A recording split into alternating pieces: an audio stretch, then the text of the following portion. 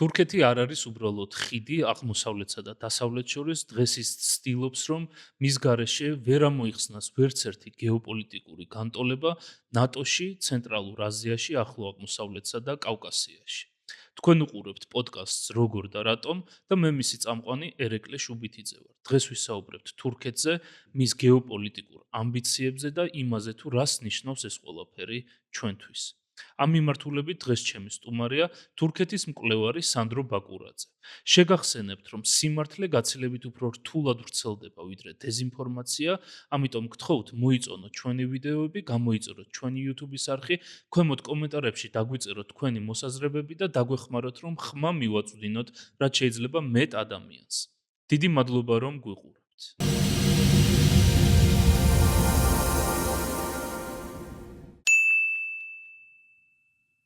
ძალიან დიდი მადლობა სტუმრობისთვის. დღეს ძალიან საინტერესო თემაზე სასაუბროთ შევიკრიბეთ, განვიხილავთ თურქეთს და მის გეოპოლიტიკურ ამბიციებს და ძალიან მნიშვნელოვანია ეს ყველაფერი, განსაკუთრებით აი ახლა მიმდინარე პროცესების ფონზე, რასაც ვაკვირდებით მსოფლიო პოლიტიკაში. ძალიან ბევრი ფიქრობს და თulis რომ მიმდინარეობს გლობალური გადალაგებები. პრაქტიკულად ყველა დიდი მოთამაშე და საშუალო მოთამაშე ჩართულია ამ გადალაგებებში და ყველა ცდილობს რომ რაღაცა გამოივაჭროს, რაღაც დაიმკვიდროს თავისი თავი და მინდა დღევანდელ ეპიზოდში ზუსტად ამაზე ვისაუბროთ. თურქეთი რა მიმართულებით მუშაობს, რა მიზნები აქვს და ასე შემდეგ. და მოდი დავიწყოთ იმითი ძალიან მნიშვნელოვანი თემით. ამ გლობალურ გადალაგებებში მნიშვნელოვანია ბერკეტები და სტატუსი სახელმწიფოების. რა ბერკეტები აქვს თურქეთს, რა სტატუსი აქვს თურქეთს, რა ინტერესები არსებობს თურქეთის მიმართ, რომ მას საშუალება აქვს დღეს საკუთარი ინტერესები გაატაროს გლობალურ არენაზე. მოგესალმებით და პირველ რიგში მადლობა მოწვევისათვის. თანამედროვე რეალობაში თურქეთი რეალურად ცდილობს, რომ იმაზე უფრო დიდ ძალას წარმოაჩინოს საკუთარი თავი, ვიდრე არის, თუმცა ეს რა თქმა უნდა არ ნიშნავს იმას, რომ მას არ აქვს საკმაოდ მნიშვნელოვანი ბერკეტები და საკმაოდ მნიშვნელოვან რეგიონულ ძალას არ წარმოადგენს.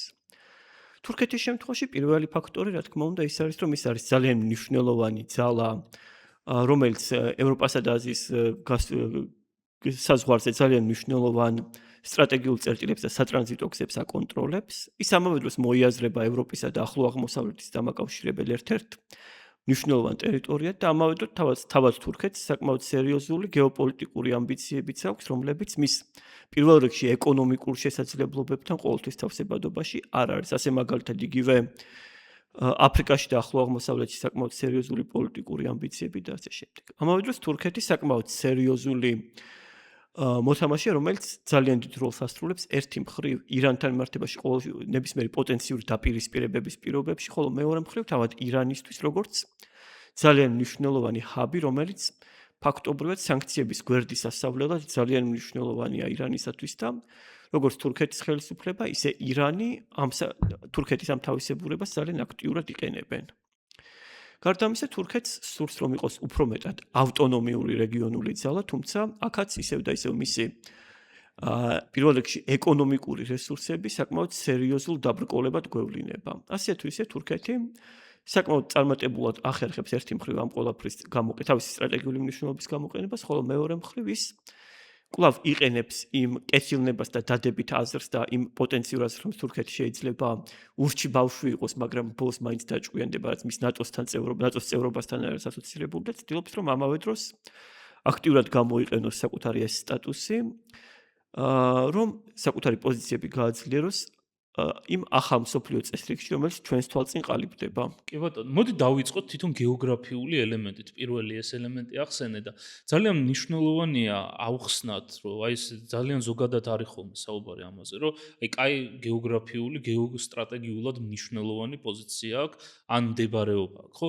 რას ნიშნავს რეალურად ეს? ანუ რა ბერკეტს აძლევს თურქეთს მისი მდებარეობა და რა რეგიონებზე ან სახელმწიფოებზე აქვს გავლენა ამ გეოგრაფიული მდებარეობის გამო. თურქეთს პირველ რიგში უმნიშვნელოვანესი გავლენა აქვს შავი ზღვის ქვეყნის აუზზე და მონტროს ხელშეკრულებების დამსახურებით, რომელმაც თურქეთს ბოსფორსა და დარდანელის სრუტების კონტროლთან დაკავშირებით ძალიან ხელსაყრელი პირობები მისცა.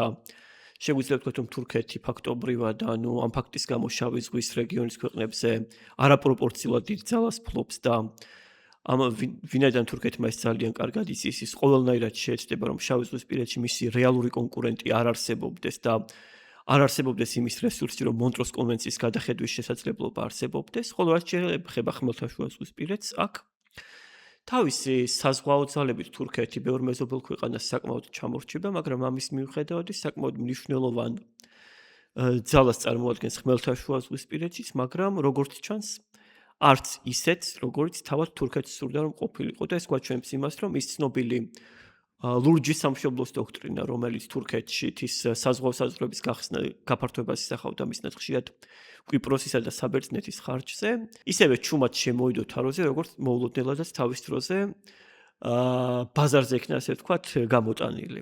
ეს გვაჩვენებს იმას, რომ თურქეთს საკუთარი საზღვაო ფლოტის იმედი არ აქვს, ხოლო გარკვეული საზღვრის იქით ესკალაციასაც სავარაუდოდ არ რისკავს, მაგრამ ამის მიუხედავად თურქეთი ხმელთაშუა ზღვისპირეთის აუზშიც მნიშვნელოვანი მოთამაშეა. თუმცა საკმაოდ გამიჯნული საზღვრებით და შესაძლებლობებით. კი ბატონო, მოდი ახლა ვახსენოთ ორი ძალიან მნიშვნელოვანი რაღაცა, მონტროს კონვენცია და ასევე ლურჯი სამშობლოს დოქტრინა.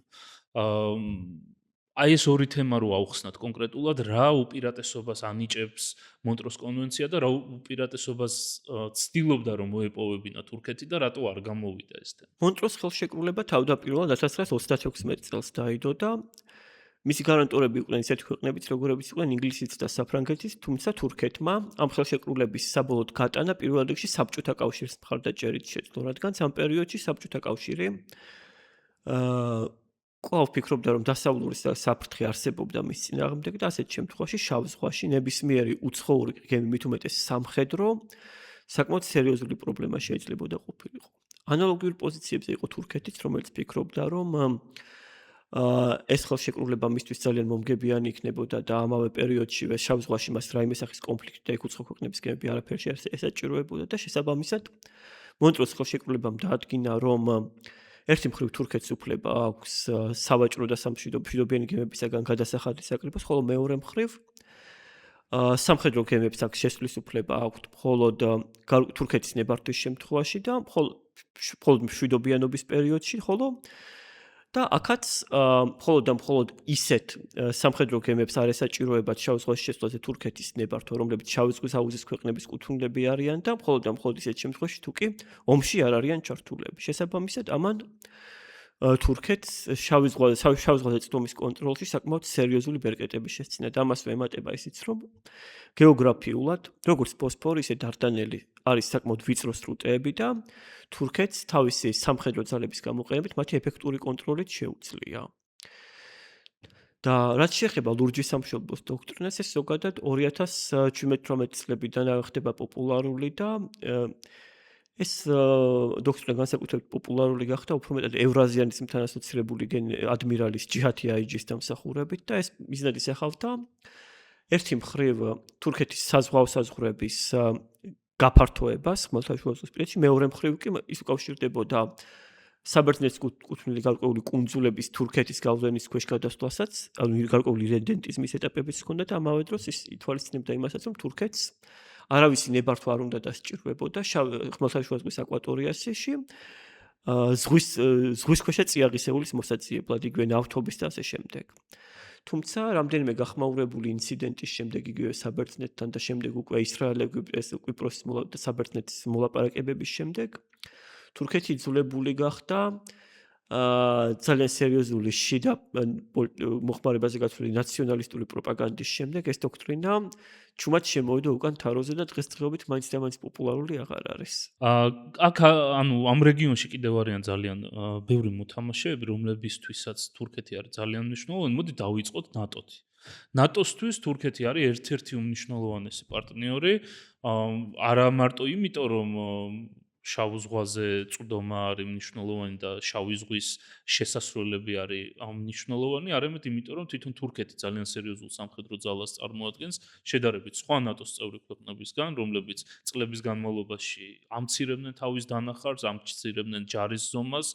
თურქეთი მაინც ძალიან მნიშვნელოვანი მოთამაშეა და მოდი ვისაუბროთ იმაზე, რა როლი აქვს თურქეთს ნატოსთვის და რა ინტერესს ხედავს ნატო თურქეთში. და ეს ძალიან საინტერესო რამაა, ვინაიდან ის თუ რა როლი აქვს ნატოსთვის თურქეთს და თურქეთი რად მოიაზრებს ნატოს მაინც და მაინც შეთავსებად სამომავლო პერსპექტივებს არ ქმნის. ის მართალია რომ თურქეთი თავისი შიდა პრობლემების და შემდეგ უკვე რეგიონული ამბიციების გამო საკმაოდ მრავალრიცხოვანი და საკმაოდ მომზადებული ჯარი ჰყავს. პირველ რიგში ეს ეხება სახმელეთო ჯარს და ავიაციაც მიუხედავად იმისა, რომ ამერიკასთან დაუსრულებელი დაპირისპირებების გამო საკმაოდ მოძველდა და ის აღარ არის, რაც ადრე იყო, მაინც საკმაოდ ანგარიშგასაწევია რეგიონში.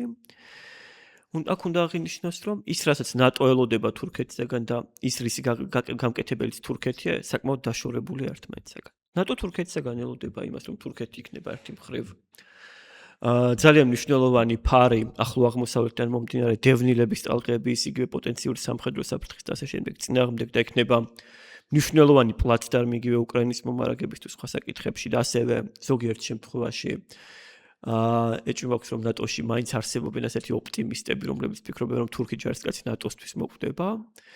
ანუ ისეთები, რომლებიც ფიქრობენ რომ თურქეთზე გარკვეული სამხედრო ოპერაციების აუთსორსირებაც შეიძლება და შესაბამისად ამ მხრივ თურქეთს ძალიან დიდ მნიშვნელობას ანიჭებენ. მნიშვნელოვანი ასევე სამხედრო მრეწველობის საკითხებიც, ვინაიდან თურქეთს იგივე დენთის, იგივე მაგალითად საარტილერიო ჭურვების და თუ სათანადო იმპორტული კომპონენტები იქნება, უპილოტოების წარმოების რესურსებიც გააჩნია, მაგრამ როდესაც საქმე ეხება სერიოზულ მაღალ ტექნოლოგიურ მრეწველობას, აქ რამდენიმე საკმაოდ სერიოზული კითხვის ნიშნები არსებობს. მაგრამ როდესაც საქმე ეხება თურქეთს, აქ ნატოს წევრობა ცოტა სხვანაირად აღიქმება. თავდაპირველად თურქეთი ნატოში გაწევრიანდა არა იმიტომ, რომ ისინი მზად იყვნენ, რომ იგივე საერთო ევროპულ პროექტებზე ან რაიმე მსგავსზე ეფიქრათ, არამედ იმიტომ, რომ ამ პერიოდში ძალიან რეალური იყო საბჭოთა საფრთხე და ობიექტურად იმ პერიოდში თურქეთს სხვა არჩევანი არც ჰქონდა, ვინაიდან ახლო აღმოსავლეთში ისრაელ-არაბთა კონფლიქტის და ისრაელის პროდასავლურ ვექტორზე გასulis შემდეგ არაბულ ქვეყნებში პროსაბჭოთა განწყობილებები ძლიერდებოდა და ამას პლუს ზოგადად არაბები, დიდად პროთურქულები არც არასოდეს არ ყოფილან. ხოლო ჩრდილოეთით საბჭოთა კავშირი რას გააკეთებდა, ამის გაცვლა იმ პერიოდში ძალიან რთული იყო. შესაბამისად, თურქეთის ნატოში გაწევრიანება არ იყო იოლი გადასადგმელი ნაბიჯი, მით უმეტეს ისეთი ქვეყნისათვის, რომელსაც ჰქონდა იდეოლოგია, რომელიც მთლიანად იზოლაციაზე და მიუმხრობლობაზე იყო დაფუძნებული როგორც ერთპარტიულ პერიოდში, ისე მეორე მსოფლიო ომის პერიოდში, მაგრამ საბოლოო ჯამში ეს მოუწიათ. ამის მიუხედავად, თურქეთის იდეოლოგიური კოდები და იდეოლოგიური მოწყობა მაინც უფრო მეტად იზოლაციისკენ და დამოუკიდებლობისკენ იყო მიდრეკილი და ასეთ შენარჩუნდა, თუმცა ნატო ამ პერიოდში არსებული ანტიკომუნისტური ფაქტორების და საბჭოთა საფრთხის გამო იძულებული გახდა ისეთ მნიშვნელოვან პრობლემებზეც დაეხუჭა თვალი, როგორც იყო მაგალითად კვიპროსი. შესაბამისად, მე ვფიქრობ, რომ ეს ყველაფერი მაინც და მაინც არ შეცვლილა და ამჯერადაც ნატო ძალიან ბევრ რამეზე მზადად თვალი დახუჭოს, ხოლო ერდოღანი ამჯერად ნატოს აი ამ ტენდენციის გამოყენებას ცდილობს იმისათვის, რომ მას ძალიან სერიოზული ერთი მხრივ ლეგიტიმაციის კრიზისი აქვს ქვეყნის შიგნით, ანუ მან ბოლო არჩევნები მართალია ადგილობრივი, მაგრამ არჩევნები წააგო. მას არანაირი ლეგიტიმაცია აღარ გააჩნია, თურქეთის ეკონომიკა არის ძალიან ცუდ დღეში და ამჟამად ერდოღანი მთლიანად უხეში ძალით და რეპრესიების გამოყენებით ინარჩუნებს ძალაუფლებას, რომელიც იმ მასშტაბამდე ამისული, რომ ერთი მხრივ ერდოღანმა მთავარ ოპოზიციურ პარტიას პირდაპირ დაუნიშნა მმართველობა.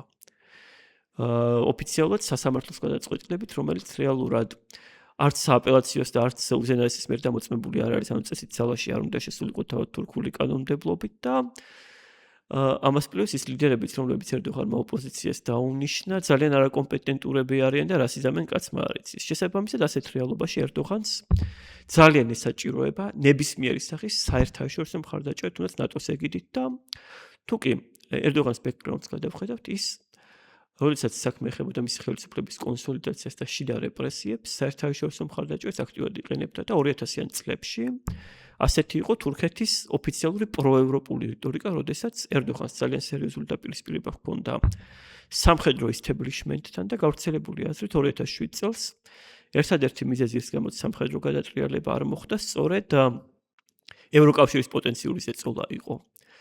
ხოლო მას შემდეგ რაც ერდოღანმა ძველი ისთებლიშმენტის ნაწილი წმენდა მოახდინა, ამის შემდეგ თურქეთის პროევროპულობაც დამთავრდა. შესაბამისად, ნატო ერდოღანისათვის პირველ რიგში არის შიდა პოლიტიკური კონსოლიდაციის და საერთაშორისო ლეგიტიმაციის მოპოვების საშუალება, ხოლო მეორე მხრივ, რა თქმა უნდა, აქ არის ფინანსური სარგებელიც. შეიძლება ერდოღანს არ შეეძლოს იგივე ჰაიმარსების ან რაიმე მსგავსის მიყიდვა ან მიცემა ვინმესთვის. კი, არის ფურთნადა მსგავსი საარტილერიო დანადგარები, მაგრამ მთლიანად იმპორტულ დეტალებზე დამოკიდებული, მაგრამ მას შეუძლია აწარმოოს ასე მნიშვნელოვანი 155 მილიმეტრიანი, ხო? ეს საარტილერიო ჭურვები, დენთი, გარკვეული ჯავშანი ტრანსპორტიორები და ასე შემდეგ და ამავე პერიოდშივე იგივე უკრაინას გადასცეს მთელი რიგი საკმაოდ მნიშვნელოვანი სადაზვერვო ინფორმაცია და ასევე პოტენციურად, თუმცა მე ეჭვება ერდოღანის ხელისუფლებამ ეს გააკეთოს. თურქეთი უმნიშვნელოვანესია ირანზე დაწესებული ნებისმიერი სანქციის ასე ვთქვათ, ეფექტურობის უზრუნველყოფისათვის. შესაბამისად, აქ როგორც ვხედავთ, მხარებს ერთმანეთისაგან საკმაოდ განსხვავებული მოლოდინები აქვთ და ერთადერთი რისი დაკმაყოფილებაც ერდოღანს შეუძლია ნატოს მოლოდინებისაგან ეს ლოგისტიკური ნაწილია. ამის იქით ძალიან ნაკლებად და სავარაუდო, რადგანაც რუსეთს ერდოღანი ღიად არასოდეს არ დაუპირისპირდება, ვინაიდან ეკონომიკური პრობლემებისა და მეორე მხრივ პოლიტიკური და კულტურული ღირებულებების გამო, რომელზეც ერდოღანია გაზრდილი, თურქეთს და რუსეთს შორის ღია სამხედრო დაპირისპირება გამორიცხულია, ხოლო მეორე მხრივ ირანთან არსებული მთელი რიგი არც თუ ლეგალური სანქციების გვერდისავლის სქემები და ენერგორესურსებით ვაჭრობის საკითხები ძალიან მნიშვნელოვანია როგორც თურქეთის ოფიციალური ეკონომიკისთვის, ისე პოლიტიკური პატრონაჟის ქსელებისთვის. შესაბამისად, თურქეთსა და ნატოს ერთმანეთისაგან მოლოდინები ერთმანეთს არ ემთხვევა, არსებობს გარკვეული გადაკვეთის წერტილები და საერთო ინტერესებიც, მაგრამ ამის მიუხედავად მე ეჭვება, რომ ეს იმისთვის იყოს საკმარისი, რომ უფრო მნიშვნელოვანი სხვაობები გადაილახოს და აღმოიფხვრას. კი ბატონო, აშკარაა, რომ ერდოღანი ახერხებს იმას, რომ კარგად გამოიყენოს ის თურქეთის ხელში არსებული ბერკეტები, იმიტომ რომ ჩვენ ვხედავთ უპრეცედენტო ზეწოლას ოპოზიციურ პარტიებზე, მაგრამ ამ თვეში, უпроსტოდ შემდეგ თვეში უნდა ჩატარდეს ნატოს სამიტი ანკარაში, სადაც ასევე პრობლემური არის გარკვეული თემები, მაგალითად ოპოზიციური მედიის აკრედიტაციის თემები და ასე შემდეგ. ანუ მაინც ახერხებს მიუხედავად ყველაფრისა, რომ ეს საერთაშორისო ბერკეტი გამოიყენოს იმისთვის, რომ რაღაც მხრივ ნატომ თვალი დახუჭოს გარკვეულ პრობლემებს. ცხადია და აქ ერთი რამ გვავიწყდება. ნატო არასოდეს არ ყოფილა ისეთი ალიანსი, განსხვავებით ჩვენთან ზოგიერთების ნათქვამისა, რომელსაც დემოკრატია რამე შეედარდებოდა. იგივე როდესაც ნატო ჩამოყალიბდა, ჯერ კიდევ მაშინ პორტუგალია მაგალითად ნატოსთან ერთ-ერთი უახლოესი დაფილირებული წევრი იყო, მაგრამ როგორ რეჟიმი იყო მაშინ პორტუგალიაში? სალასარი. ან იგივე ფრანკო მართალია ოფიციალურად ნატოში არ გაწევრიანებულა თუ არასწორად მახსოვს შემისწორეთ, მაგრამ ამის მიუხედავად იგივე ნატოს ძალიან კარგი ურთიერთობა ჰქონდა ფრანკოსთანაც. იგივე ნატოს არანაირი პრობლემა არ ჰქონია იმასთან, რომ თურქეთში მაგალითად მემარჯვენე ტერორისტებმა 70-იან წლებში არაერთი უბედურება დააჭრელეს და უფრო მეტიც ნატო პირიქით მათ შეიარაღებაში და გაწვრთნაში მონაწილეობდა. იგივე მაგალითად ნატოც 1980 წლის სამხედრო გადატრიალებისას, რა თქმა უნდა, გადატრიალებას უჭერდა მხარს და იმ პოლიტიკურ რეპრესიებს და ასე შემდეგ არანაირი აღშფოთებაც კი არ მოჰყოლია. 90-იან წლებში, როდესაც თურქეთში ხალხი პირდაპირ ქუჩიდან ქრებოდა, მაშინაც რამდენიმე ირლანდიური მემარცხენე გაზეთის გარდა ხმის ამოღებითაც არ იკლავდა არავინ თავს. შესაბამისად, კი, მესმის ჩვენთან საქართველოში ძალიან ბევრი არარეალისტური წარმოდგენა შეიქმნა ნატოზე, მაგრამ ნატოს დემოკრატია დიდად არასოდეს არ ედარდებოდა და შესაბამისად არაფერი გასაკვირი იმაში, რომ ნატოს სამიტი ანკარაში ჩატარდეს, თუნდაც ამ რეალობაში არ არის. ხო, არ უნდა დაგვაუწყდეს, რომ ნატო თავიდან ბოლომდე არის სამხედრო ერთიანობა, აქ არის გეოპოლიტიკური მნიშვნელობებზე საუბარი, რა შეგიძლია შენ შემატო და რითი შეგიძლია შენ გააძლიერო ალიანსი და არა იმაზე, ეს ევროკავშირში ეშლებათ ხოლმე ხშირად, რომ დემოკრატიული ღირებულებები, ადამიანის უფლებები, ეკონომიკური წარმატება, კანონის უზენაესობა და ასე შემდეგ შეიძლება მეორე ხარისხოვანი იყოს, როდესაც გეოპოლიტიკური საკითხების გადაწყვეტაზეა საუბარი. ნატოსთან მიმართებაში ერთი ძალიან მნიშვნელოვანი რაღაცაც გვავიწყდება. ნატოს ამჟამად აქვს რეალურად საკმაოდ სერიოზული იდეოლოგიური კრიზისიც. არ დაგვავიწყდეს, რომ ნატოს შემთხვევაში ეს იყო არა ანტირუსული, არამედ ანტიკომუნისტური ალიანსი და კაპიტალისტურ რუსეთთან, ან კაპიტალისტურ ირანთან, ან კაპიტალისტურ თურქეთთან, ან იგივე კაპიტალისტურ ჩინეთთან მოქმედების ეს იდეოლოგიური ბარიერები გადალახული არ არის და 90-იანი წლების ლიბერალურ ეიფორიაში კაცმა რომ თქვას ნატოს იდეოლოგიურ გადახალისებაზე ბევრს არც უფიქრია. ნუ იდეოლოგიური გადახალისება არა, სერიოზული გადახალისება მოხდა, როდესაც ანტიკომუნისტური სამხედრო ალიანსიდან მერე ანტიტერორისტულ ოპერაციებზე გადავიდა ახლო აღმოსავლეთში, რამაც ნუ ძალიან სერიოზულად დააზიანა ბევრი მიმართულებით, განსაკუთრებით ამერიკის და შეერთებული აქ ერთი მომენტიც არის. ანტიტერორიზმი არ არის იდეოლოგია, რომლისთვისაც სოციალ მობილიზებას მოახდენდა რეალურ კონვენციურ რომში, როგორც იგივე უკრაინაშია და როგორც პოტენციურად შეიძლება ევროპაშიც მოხდეს, იმისაც რომ ანუ ხალხმა იბრძოლოს, მოკლას და მოკვდეს, იქ მყარი იდეოლოგიაა საჭირო. ანტიკომუნიზმი, რომელიც შეფუთული იყო ნაციონალიზმით, რელიგიურობით და ასე შემდეგ, ამას ასე თუ ისე აკეთებდა, მაგრამ დღეს ნატოს ისეთი იდეოლოგია, რომელიც ამას უზრუნველყოფს და აქ თავარია ეს იდეოლოგია ისეთი იყოს, რომელთვის ვინმე სიკვდილი უღირდეს, თორემ სხვისი მოკვლა იოლია. ნატოს არ აქვს. შეიძლება ჰქონდეს, შეიძლება შეიმუშაოს, მაგრამ ამ ეტაპზე ობიექტურად რომ ვთქვათ, არ აქვს. ჯერჯერობდა ეს ჩანს ქმედებებშიც და იმ გავლენებში, რაც არის. ნუ ეს პატარა გადახვევა იმ თემიდან, რაც დავიწყეთ, მაგრამ ძალიან მნიშვნელოვანია, რომ გვესმოდეს, რომ ამ გეოპოლიტიკაზე როცა ვსაუბრობთ, საერთაშორისო ურთიერთობებზე რო ვსაუბრობთ, კეთილი ბოროტი, კარგი, ცუდი, მორალური, ამორალური, ეს ყველაფერი ძალიან არაადეკვატურად ჟღერს იმის ფონზე, რაც რეალურად ხდება სამყაროში და არის სასარგებლო და არის უსარგებლო. და მოდი აქედან უნდა შევხედოთ ხოლმე, როდესაც ამ თემებზე ვსაუბრობთ. მოდი შემდეგ კითხვას დავსვათ. ჩვენ ვისაუბრეთ თურქეთის მნიშვნელობაზე ნატოსთვის, ეხლა მინდა გადავიდეთ თურქეთის მნიშვნელობაზე რუსეთისთვის და რუსეთის მნიშვნელობაზე თურქეთისთვის. ესეც თურქეთისათვის რუსეთი ერთი მხრივ ეს იყო მარადიული მტერი ჯერ კიდევ ოსმალეთის პერიოდიდან მოყოლებული და შემდეგ უკვე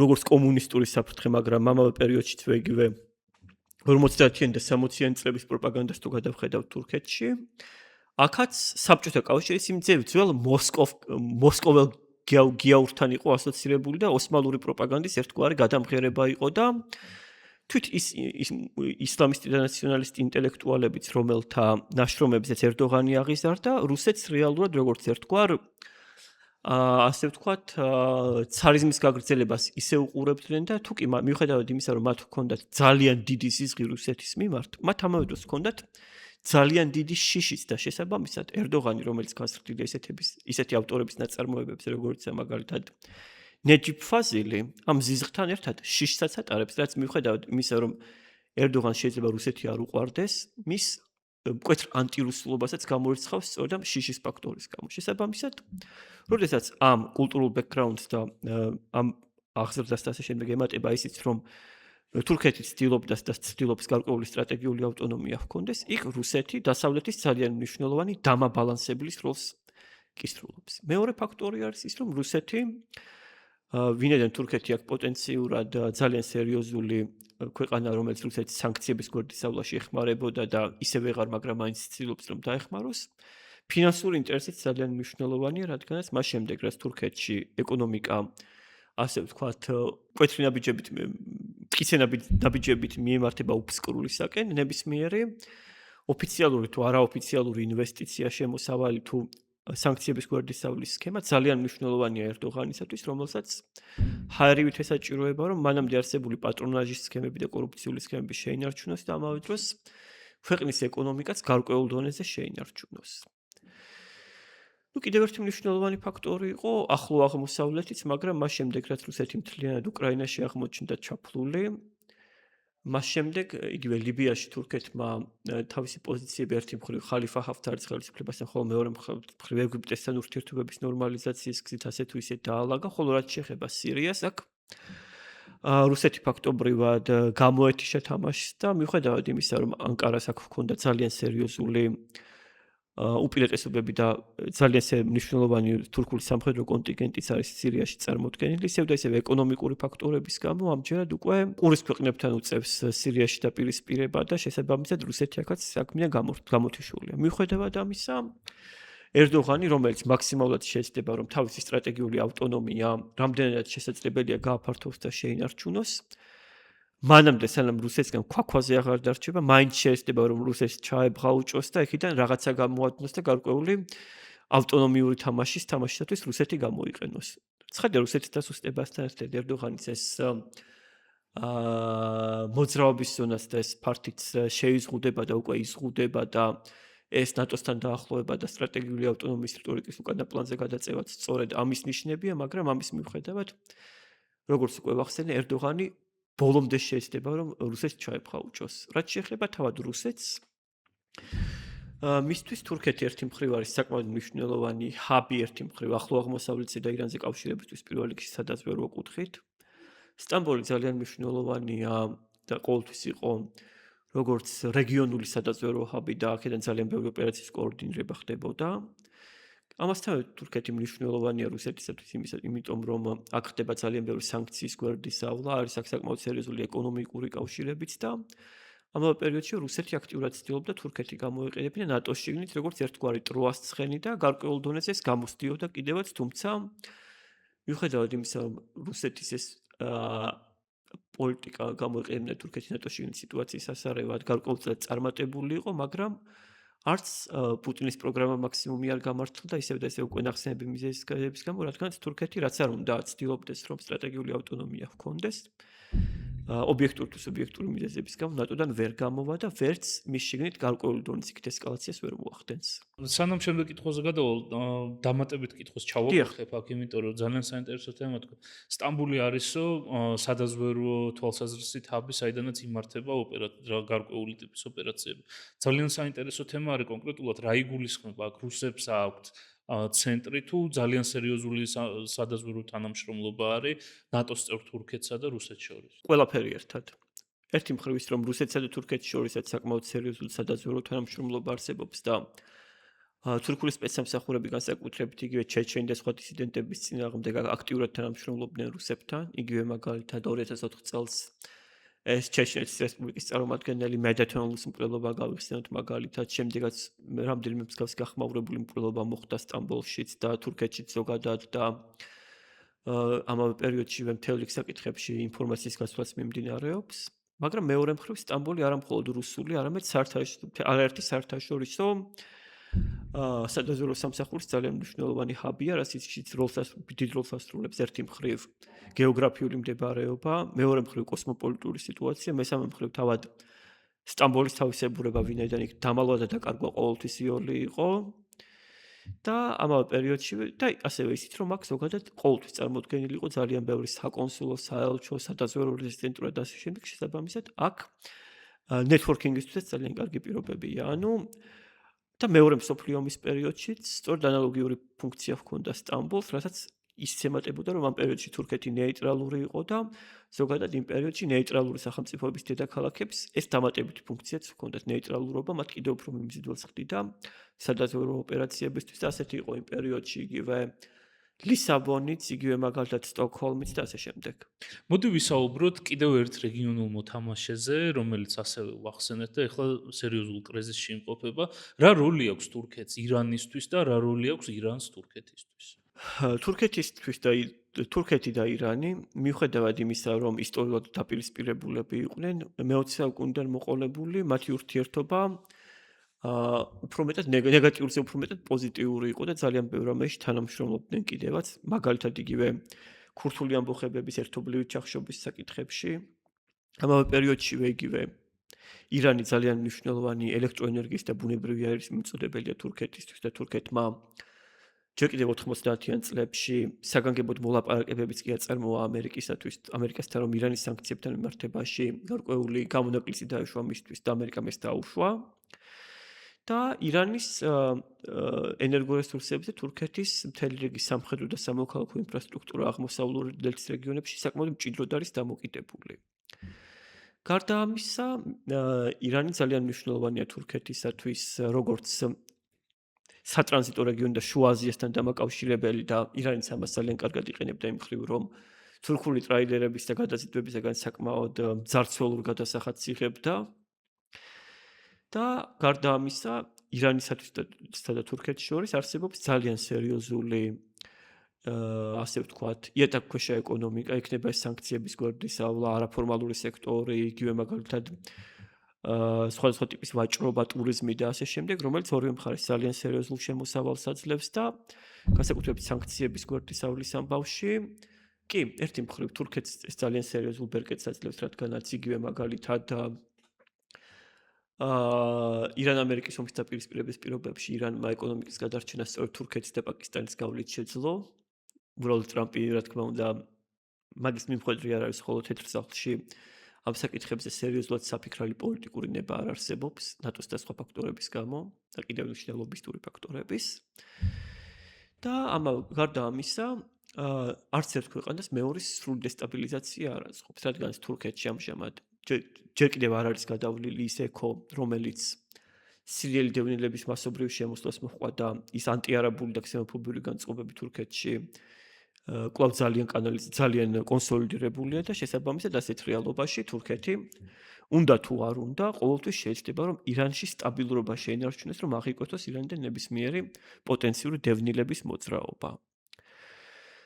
ანალოგიურადვე ირანისთვისაც თურქეთი ძალიან მნიშვნელოვანია ქურთული საკითხის, ასე ვთქვათ, კონტროლის საკითხში, სანქციების გვერდისავრით და ეკონომიკური თანამშრომლობის საკითხებშიც და ამავე დროს როგორც ტერიტორია, რომელიც მას ხმელთაშუა ზღვის პირეთთან და ამავე პერიოდში ევროპასთან აკავშირებს. ანალოგიურადვე ირანთან ამას ემატება ისიც, რომ სირიაში და ერაყში ირანის გავლენის დრამატულ დასუსტებასთან ერთად ირანმა დაკარგა ალტერნატიული კორიდორი ხმელთაშუა ზღვაზე და ეს ირანისათვის თურქეთის მნიშვნელობას ბევრად უფრო ზრდის. შესაბამისად, მოკლედ რომ ვთქვათ, ირანისა და თურქეთის ურთიერთობა არის საკმაოდ მნიშვნელოვანი და ორივე მხარეს ერთმანეთში შეგვიძლია ვთქვათ, რომ იმდენად სჭირდება, რომ ეს დამოკიდებულების დონე საკმაოდ მაღალია და მისი შემცირება ამ ეტაპზე არც ერთი მხარესთვის ხელსაყრელი არ არის. კი ბატონო. ძალიან საინტერესოა. ჩვენ კიდევ ახსენეთ ცენტრალური აზია რამდენიმეჯერ და მინდა ამ ჭრილშიც შევხედოთ, რომ თურქეთი რახან არის ძალიან მნიშვნელოვან გეოპოლიტიკურ პოზიციაში, რომ დააკავშიროს ახლო აღმოსავლეთი, აზია და ევროპა ერთმანეთთან, ასევე ძალიან დიდი როლი აქვს იმ რესურსებს, რა რესურსებიც არის მაგალითად ცენტრალურ აზიაში. რა ურთიერთობები არის თურქეთსა და ცენტრალურ აზიას შორის? თურქეთსა და ცენტრალური აზიის ქვეყნებს შორის ზოგადად 90-იან წლებიდან მოყოლებული საკმაოდ მჭიდრო ურთიერთობები არსებობს, მაგრამ ამ ურთიერთობებს ძალიან მნიშვნელოვანი საზღვრები გააჩნია და იმ ჩარჩოების გადალახვის პოტენციალი გეოპოლიტიკური რეალობისა და იდეოლოგიური ფაქტორების გამო თურქეთს ძალიან ნაკლებად გააჩნია. ერთი მხრივ თურქეთში 90-იან წლებიდან მოყოლებული, მანამდე უფრო მეტად შიდა მობილიზებისათვის არსებული პანთურქისტული პოლიტიკა მეტნაკლებად საგარეო პოლიტიკურ რაღაცაშიც გამოჩნდა და შეიქმნა იგივე თურქული სახელმწიფოების გაერთიანება, სხვადასხვა კულტურული ორგანიზაციები, თურქეთმა რბილი ძალით დაიწყო შუა აზიაში შესვლა და ასე შემდეგ, მაგრამ აქ ისტორიულად რუსეთის გავლენა შენარჩუნდა და ის იყო ძალიან მჭიდრო, ხოლო მეორე მხრივ შემდეგ იგივე შუა აზიის ქვეყნებში ძალიან გაძლიერდა ჩინეთის გავლენაც და აქ იმის გათვალისწინებთ, რომ მიუხედავად ამ გეოპოლიტიკური რეალობისა, თურქეთი დაახლოებით ისევე ექცევა იდეოლოგიური კუთხით შუა აზიის ქვეყნებს, როგორც მაგალითად რუსეთი ექცეოდა უკრაინასა და ბელორუსიას, მაგრამ განსხვავებით რუსეთისაგან ბევრად ნაკლები რესურსი აქვს, რომ რაიმე სახის ურჩობა დასაჯოს. შეგვიძლია ვთქვათ, რომ მიუხედავად იმისა, რომ ეკონომიკურ თანამშრომლობაზე და მთელი რიგი საკითხებზე შუა აზიის ქვეყნები თანახმები იქნებიან, ეს უხილავი კედელი თურქეთსა და შუა აზიის ქვეყნებს შორის ყოველთვის იარსებებს და ამ იდეოლოგიური ფაქტორების და შუა აზიის ქვეყნებთან უფროსი ძმის და ზემოდან ყურების მიდგომის გამო თურქეთი რაღაცის იქით უბრალოდ თავის რბილ ძალას შუა აზიაში ვერ განავრცობს, ხოლო რაც შეეხება ეკონომიკურ და სამხედრო ძალას, შეიძლება რუსეთს უკვე ის ძალა აღარ ჰქონდა შუა აზიაში, რაც მანამდე ჰქონდა, მაგრამ მას ძალიან სწრაფად ანაცვლებს ჩინეთი. იგივე გავხსენოთ რუსეთის ჯარის შესვლა ყაზახეთში, რომელიც სავარაუდოდ ჩინეთის ჩარევის შემდეგ ძალიან სწრაფად ვედასრულდა. და ასეთ რეალობაში თურქეთს იმის რესურსი, რომ თუნდაც დასუსტებულ რუსეთს, ან თუნდაც იგივე ჩინეთს რაიმე რეალური სახის კონკურენცია გაუწიოს შუა აზიაზე გავლენისათვის უბრალოდ არ არსებობს. ანუ შეგვიძლია ვთქვათ, რომ აქ ვაჭრობა გაგრძელდება. სავარაუდოდ თურქეთი მაქსიმალურად შეეცდება, რომ იგივე კასპიის ზღვის ხიდიან კასპიის ზღვის გადაზიდვების ამბები განავითაროს. ან იგივე მაგალითად ირანი აიძულოს ან დაარწმუნოს, რომ შუა აზიის ქვეყნებთან მიმართებაში უფრო შეღავათიანი პირობებით განხორციელდეს გადაზიდვები და კავშირები, მაგრამ ამის იქით თურქეთს უბრალოდ იმის რესურსი, რომ შუა აზიაზე თავისი გავლენა განამტკიცოს, არ არსებობს. კი, სერიალები, სკოლებიო რაღაცა ვიტყვით, მაგრამ ამების საზღვრებიც არის ძალიან შეზღუდული და რაც შეეხება განსაკუთრებით საგანმანათლებლო დაწესებულებებს, მიუხედავად იმისა, რომ თურქეთის ხელისუფლებამ მანამდე გულენისტებთან ასოცირებული საგანმანათლებლო დაწესებულებების სახელმწიფო მაარიფ ვაკფის, ანუ განათლების ფონდის საშუალებით გადაბარება და ამუშავება სცადა, თუ კი გულენისტებს შევადარებთ, მაარიფს ის რესურსი და ის მიმზიდველობა და ის სარეკლამო საკითხების ცოდნა, რომელიც გულენისტებს ჰქონდათ, უბრალოდ არ აქვს და დიდი ალბათობით ვერც ვერასოდეს ექნება. შესაბამისად, თურქეთს დიდი ამბიციები აქვს შუა აზიასთან მიმართებაში, აქვს გარკვეული ეკონომიკური ბერკეტები და გარკვეული, ასე ვთქვათ, კეთილნების ჟესტები, რომლებიც გადადგმაც შეუძლია, მაგრამ ის იქ პირველ რიგში ჩინეთს ვერანაირ კონკურენციას ვერ გაუწევს. კი ბატონო, და ძალიან საინტერესო არის თვითონ ჩინეთის მიმართ თურქეთის დამოკიდებულება და ურთიერთობები. რახან ჩვენ ვამბობთ და უკვე ვთქვით, რომ რუსეთის გავლენები მცირდება, ასევე რუსეთის როლი როგორც დასავლეთის დამბალანსებელი თურქეთისთვის მცირდება. ანაცვლებს თუ არა ჩინეთი ამას? რა ტიპის ურთიერთობები არის ჩინეთსა და თურქეთს შორის?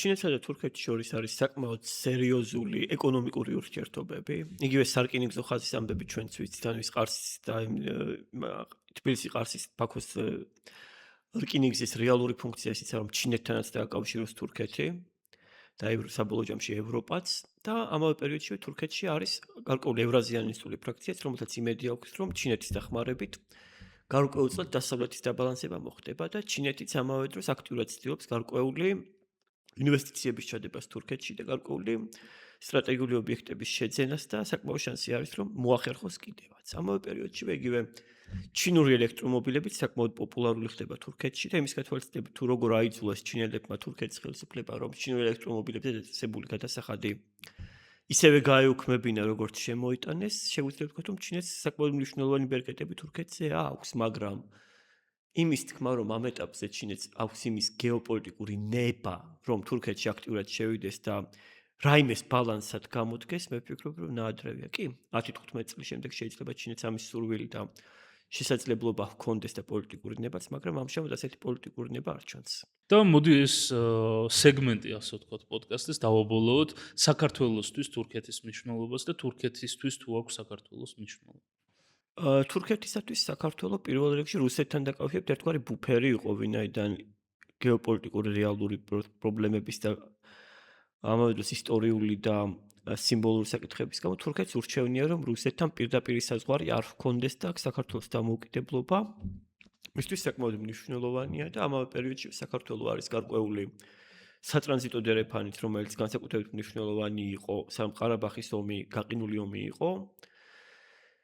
და ამავე პერიოდშივე ეს ბაქო-თბილისი-ჯეიჰანის ტიპის ენერგომატარებლების გაჩენებაც თურქეთისათვის საქართველოს საკმაოდ მნიშვნელოვანი გახადა. თუმცა, რამდენად შეინარჩუნებს საქართველოს ამ ენერგომატარებლის ფუნქციას გრძელვადიან პერსპექტივაში თუ კი სომხეთთან ურთიერთობების ნორმალიზება გაგრძელდა და საქართველოს ხელისუფლებამ ფეხი-ფეხზე გადადებულმა გაგრძელა ჯდომა, ამის თქმა ძალიან რთულია. ვინაიდან საქართველოს გეოპოლიტიკური მნიშვნელობა პირველ რიგში იმაზეა დამოკიდებული, ჩვენ რამდენად გავიქაჩებით, რამდენად ვიშალჭებთ, რომ ეს გქონდეს, შესაბამისად, ამის თქმა ძალიან რთულია. ხოლო რაც შეეხება თურქეთს როგორც ერთგვარ რუსეთის დამაბალანსებელს, ეს ძალიან ორაზროვანი საკითხია. თუ კი თურქეთი არ იქნება დომინანტი ძალა კავკასიაში და იქნება უბრალოდ ერთ-ერთი ძალა, მაშინ ის მართლაც პოზიტიურ როლს შეიძლება ასრულებდეს ჩვენთვის როგორც დამაბალანსებელი შემთხვევაში. მაგრამ თუ კი ხვალ რუსეთი ისედაც უსწრდება, რომ სრულიად გავა კავკასიდან და მას არავინ არ ჩაანაცვლებს, მაშინ თურქეთის ის როლი, რომელიც დღეს შეიძლება პოზიტიურადაც კი ჩაითვალოს, სრულიადაც აღარ იქნება პოზიტიური. ბოლოს და ბოლოს არ დაგვავიწყდეს, რა მოხდა 2008 წლის ომის შემდეგ იგივე აფხაზეთის საზღვაო ემბარგოსთან და თურქული გემის კაპიტანის საკითხთან დაკავშირებით, როდესაც თურქებმა ფაქტობრივად მიგვაბულინგეს და მოგვახსნევინეს აფხაზეთისადმი დაწესებული საზღვაო ემბარგო. შესაბამისად, რომ შევაჯამოთ, თურქეთისათვის საქართველოს არის პირველ რიგში ეს ენერგომატარებლებისა და აზერბაიჯანთან დაკავშირებელი წერტილი და ეს სტრატეგიული, ანუ სატრანზიტო წერტილი, რომლის მნიშვნელობაც ძალიან ბევრ რამეში არის დამოკიდებული იმაზე, თუ როგორ გაგრძელდება სომხეთთან ურთიერთობების ნორმალიზაცია და ასევე ერთგვარი ბუფერი, რომელიც თურქეთს აძლევს საშუალებას, რომ რუსეთთან არ ჰქონდეს პირდაპირი საზღვარი. ხოლო ყველაფერი დანარჩენს რაც შეეხება, ეს მთლიანად კავკასიის შიგნით არსებულ გეოპოლიტიკურ ბალანსზეა დამოკიდებული და თურქეთის საქართველოსთვის პოზიტიურ თუ ნეგატიურ როლსაც ეს ბალანსი განსაზღვრავს. კი ბატონო, მოდი გადავიდეთ უკვე უშუალოდ თანამედროვე და ახლა მიმდინარე მოვლენებზე. როგორც თავიდან ვთქვით დასაწყისში, მიმდინარეობს სერიოზული საერთაშორისო მოვლენები, სერიოზული გადალაგებები არის. ამერიკა უფრო ტრანზაქციულ პოლიტიკას ატარებს, ვიდრე ტრადიციულად დასავლური დემოკრატიული საზოგადოების ლიდერის როლს. ბევრი რაღაცა იცვლება და სახელმწიფოები, სხვადასხვა სახელმწიფოები ცდილობენ ფეხი აუბან ამ თემას. მე მაინტერესებს თურქეთი როგორ ახერხებს ამ პროცესებში ჩართვას და რის მიღწევას ცდილობს ამ ახალ საერთაშორისო წესრიგში. თურქეთი პირველ რიგში ამ შემთხვევაში უკვე იმდენად არის ასოცირებული ერდოღანის ფიგურასთან, რომ დღესდღეობით მით უმეტეს თავად თურქეთში შიგნით არსებული სერიოზული პრობლემების პირობებში თურქეთი ცდილობს შემთხვევაში პირველ პრიორიტეტად ჯერჯერობით უკვე თავად ერდოღანის ხელისუფლების გადარჩენა და მთელი რიგი ექსცესების მიუხედავად მისთვის საერთაშორისო ლეგიტიმაციის შენარჩუნებას წარმოადგენს მთავარი მიზანი. ხოლო რაც შეეხება ზოგადად სახელმწიფოებრივ და გეოპოლიტიკურ ამბიციებს, აქ თურქეთი ცდილობს რომ ერთი მხრივ შეინარჩუნოს ბერკეტები ევროპაზე ერთი მხრივ როგორც სატრანზიტო წერტილმა, ხოლო მეორე მხრივ მას ჰქონდეს ერთგვარი საფრთხობელა დევნილების სახით, რომ ევროპისაგან გარკვეული დივიდენდები და საერთაშორისო ლეგიტიმაცია მოიპოვოს და ამავე პერიოდში თურქეთი ცდილობს, რომ იგივე ამერიკის შეერთებული შტატებისა და ევროპისაგან მიიღოს გარკვეული სამხედრო ტექნოლოგიები, რომელიც მას საშუალებას მისცემს პირველ რიგში მოძველებისკენ წასული ფლოტი და ავიაცია განაახლოს და ამავე პერიოდში შეინარჩუნოს მკვეთრად იმპორტულ ნედლეულზე და ტექნოლოგიებზე დამყარებული სამხედრო და გარკვეულწილად სამოქალაქო მრეწველობაც. და თუ კი საშუალება ექნება, გააგრძელოს რეგიონში თავისი იმპერიალისტური ნაბიჯების გადადგმა და იგივე მაგალითად ერაყში, იგივე მაგალითად სირიაში და რამდენადაც შესაძლებელია იგივე სომალიში და ზოგადად ჩრდილოეთ აფრიკაშიც თავისი გეოპოლიტიკური გავლენების გაზრდაც.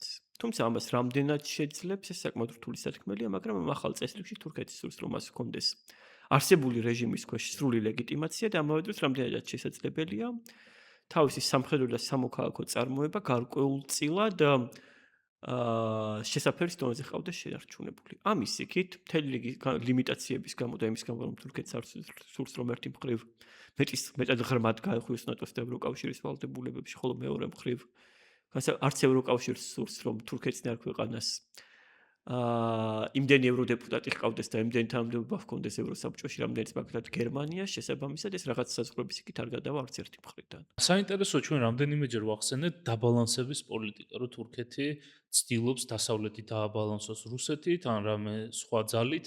საიდან წამოვიდა ეს დაბალანსების პოლიტიკა და ეხლა როგორ მიმდინარეობს, იმიტომ რომ ჩვენ ნაწილობრივ ისიც ვახსენეთ, რომ თითქოს დასავლეთისკენ შემოbrunება ხდება რუსეთის შესუსტების ფონზე. თურქეთის დაბალანსების პოლიტიკა რეალურად ჯერ კიდევ გვიანდელი ოსმალეთის პერიოდიდან მოდის, როდესაც ოსმალეთს რეალურად არანაირი რეალური ძალა არ გააჩნდა და ყოველთვის ხან რუსების, ხან რომელიმე ევროპული ქვეყნის მხრიდან დანაწევრების და განაწილების საფრთხის წინაშე იდგა და მას ჰაერივით ესაჭიროებოდა ევროპული ქვეყნების კეთილინება, თავად ევროპულ ქვეყნებს შორის ურთიერთობების დაბალანსება და სიტუაციის შენარჩუნება.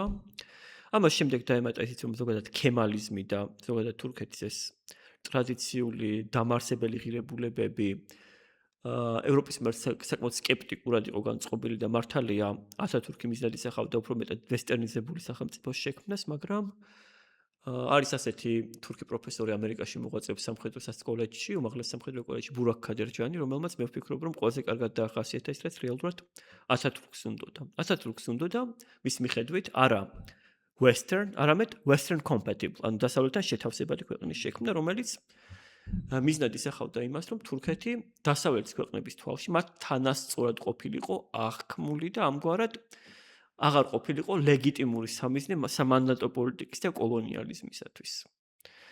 მაგრამ ამავე დროს ეს პოლიტიკა გამორიცხავდა დასავლეთისადმი ზედმეტ ნდობას და დიდ როლს ანიჭებდა დაბალანსებულ ურთიერთობებს და სუვერენობას. შესაბამისად, ერთი მხრივ ათათურქის ეს მოდერნიზაცია და მისი მცდელობები, რომ საკმაოდ წარმატებული მცდელობები, რომ დასავლეთ თურქეთი მიეღო როგორც მისი, შეიძლება მთლად სწორი არა, მაგრამ ნაწილი, რომელიც კოლონიზებას აღარ ექვემდებარებოდა წარმატებული იყო, მაგრამ ამის გაგრძელება იყო ინონუს ნეიტრალიტეტი, რომელიც მეორე მსოფლიო ომში თურქეთის მეტნაკლებად უსაფრთხო და ნეიტრალურად შენარჩუნებას ეხებოდა. და ეს რეფლექსი მას შემდეგაც გაგრძელდა მიუხედავად იმისა, რომ თურქეთი ნატოს წევრი გახდა. არ დაგვავიწყდეთ, რომ თურქეთის ნატოს წევრობა იყო მკვეთრად რეალურ საბჭოთა საფრთხესთან დაკავშირებული და აქ რაიმე სახის იდეოლოგიური ტრანსფორმაცია ჰორიზონტზე არ ჩანდა. არ დაგვავიწყდეთ, რომ რადგან თურქეთი არ მონაწილეობდა მეორე მსოფლიო ომში, ხოლო ათათურქის ხელისუფლება იგივე ეს კორპორატისტული ფილოსოფიით იკვებებოდა, როგორთაც მთელი რიგი ფაშისტური რეჟიმები დასავლეთში, უბრალოდ პრაგმატიზმის გამო ზედმეტი რედენტისტულ თავგადასავლებში არ ჩართულა. შესაბამისად, ის ღირებულებები და ის პოლიტიკური კულტურა აქ იგივენაირი დარჩა. ასევე თურქეთს არ გაუვლია ის პროცესიც, რომლებიც გაიარეს იგივე ესპანეთმა და პორტუგალიამ და არც ეგრეთ წოდებული გვიანი მოდერნიზაცია თურქეთის იდეოლოგიურ სპექტრზე არ მომხდარა. შესაბამისად, მთელი ეს იდეოლოგიური უნდობლობა დასავლეთის მიმართ, ეს იზოლაციონისკენ მიდრეკილება, ეს ჩვენ ეს ეგოცენტრიზმი და საერთაშორისო ალიანსების მიმართ ბევრად უფრო ტრანზაქციული მიდგომა ვიდრე ევროპის ქვეყნებთან და ნატოს დანარჩენ ქვეყნებს ჰქონდა თურქეთში, ყოველთვის შენარჩუნდა.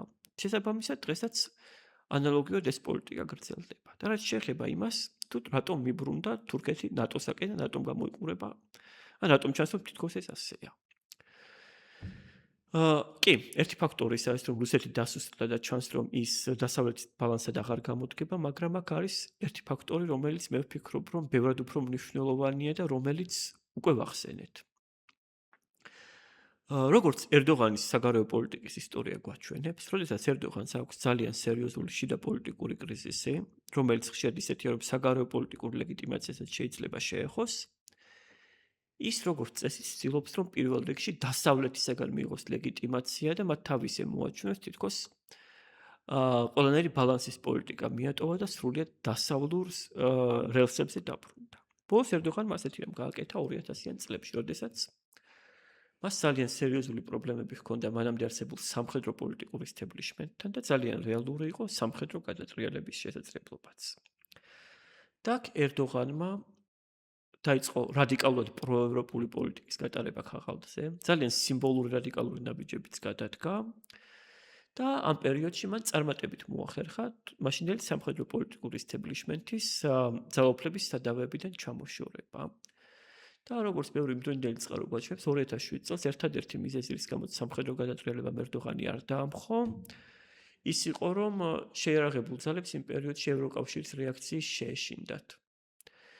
ასე იყო თუ ისე, ერდოღანმა როდესაც სრულად მოუმთავრა საქმე წინა ისტებლიშმენტის ნარჩენებს, მას შემდეგ მისი პროევროპული პოლიტიკა დასრულდა და ამის შემდეგ თურქეთი გადაერთო იმ პოლიტიკაზე, რომელსაც შეცდომით ნეოოსმალიზმს ეძახიან, მაგრამ თავად ბევრი თურქი მკვლევარი უბრალოდ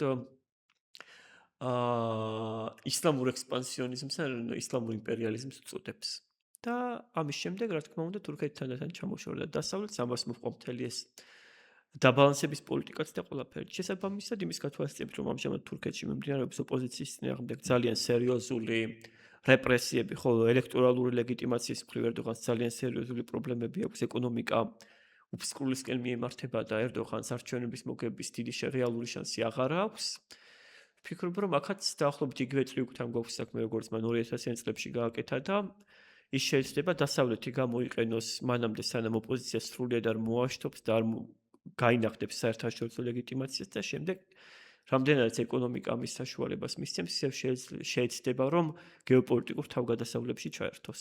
კი ბატონო, და ამ ფორმულაში ახლა შენ რაც ჩამოაყალიბე, რა როლი აქვს ნატოს ანკარის სამიტს ახლა რაც ტარდება თურქეთში? სირიაში მომხდარი ამბის შემდეგ და იმ ზოგადად იმის დამსახურებით, რომ ზოგადად თურქეთის ეს ახლო აღმოსავლური თავგადასავლები ხალხში სრულიად არაპოპულარული იყო, ნატოს სამიტი ერთგვარი ერდოღანის და თურქეთის მნიშვნელობის შიდა პროპაგანდისათვის ძალიან მნიშვნელოვან მოვლენად განიხილება და სავარაუდოდ ერთ-ერთი მნიშვნელოვანი ფაქტორი სწორედ შიდა პოლიტიკური მოხმარება და დიდი ალბათობით ერდოღანისტული მედია ამას შეფუთავს, რომ ნატოს სამიტი ანკარაში ჩატარდა, იმიტომ რომ ჩვენი მსოფლიო ლიდერი ეს ანუ მსოფლიოს ლიდერი არის ერდოღანისტულ პროპაგანდაში ერდოღანის ერთ-ერთი ეპითეტი, რომ მას მთელი ნატოს ლიდერები, ტრამპი ასე შემდეგ ეახლნენ, ხელზე ეამბორნენ და ასე შემდეგ. შესაბამისად ეს შიდა პოლიტიკური მოხმარების ფაქტორი ძალიან მნიშვნელოვანია და ერდოღანის საგარეო პოლიტიკის ერთ-ერთი მნიშვნელოვანი ნაწილი სწორედ შიდა მოხმარება იყო, შიდა მოხმარების პოლიტიკა. მეორე ფაქტორი სწორედ ისიც არის, რომ ეს საგარეო პოლიტიკური ლეგიტიმაცია ერთი მხრივ გაიზარდოს, ხოლო მეორე მხრივ ქვეყნის შიგნით ხალხი უფრო მეტად მიაბულინგოს, რომ აი მე მთელი მსოფლიო მხარს მიჭერს, რაც არ უნდა ოპოზიციას დაუჭიროთ მხარს, რაც არ უნდა ქუჩაში გახვიდეთ და ასე შემდეგ, მე ვერაფერს ვერ მისცემთ. მაგრამ ნატოს სამიტისათვის ანკარაში აეროპორტის ტრასის გარშემო ბარაკები და ცუდად ნაგები შენობები მუყაოს დიდი ფირებით დაფარეს. მთელი საჯარო სექტორი გაუშვეს შვებულებაში. მთელი რაიონებში ნატოს სამიტის მიმდინარეობისას ქუჩაში გასვლა ფაქტობრივად აიკრძალა და მთელი გაზგებში ასფალტი დააგეს და ფაქტობრივად ანკარაში მთელი სერიოზული პოტიომკინის სოფელი შეიქმნა. ამავე დროსვე დაიწყო ძალიან სერიოზული პრევენციული დაკავებების ტალღა და მთელი რიგი საერთოდ არაფერსთან შეხება რო ჰქონდათ ესეთი ხალხიც დააპატიმრეს და ციხეებში გაუშვეს.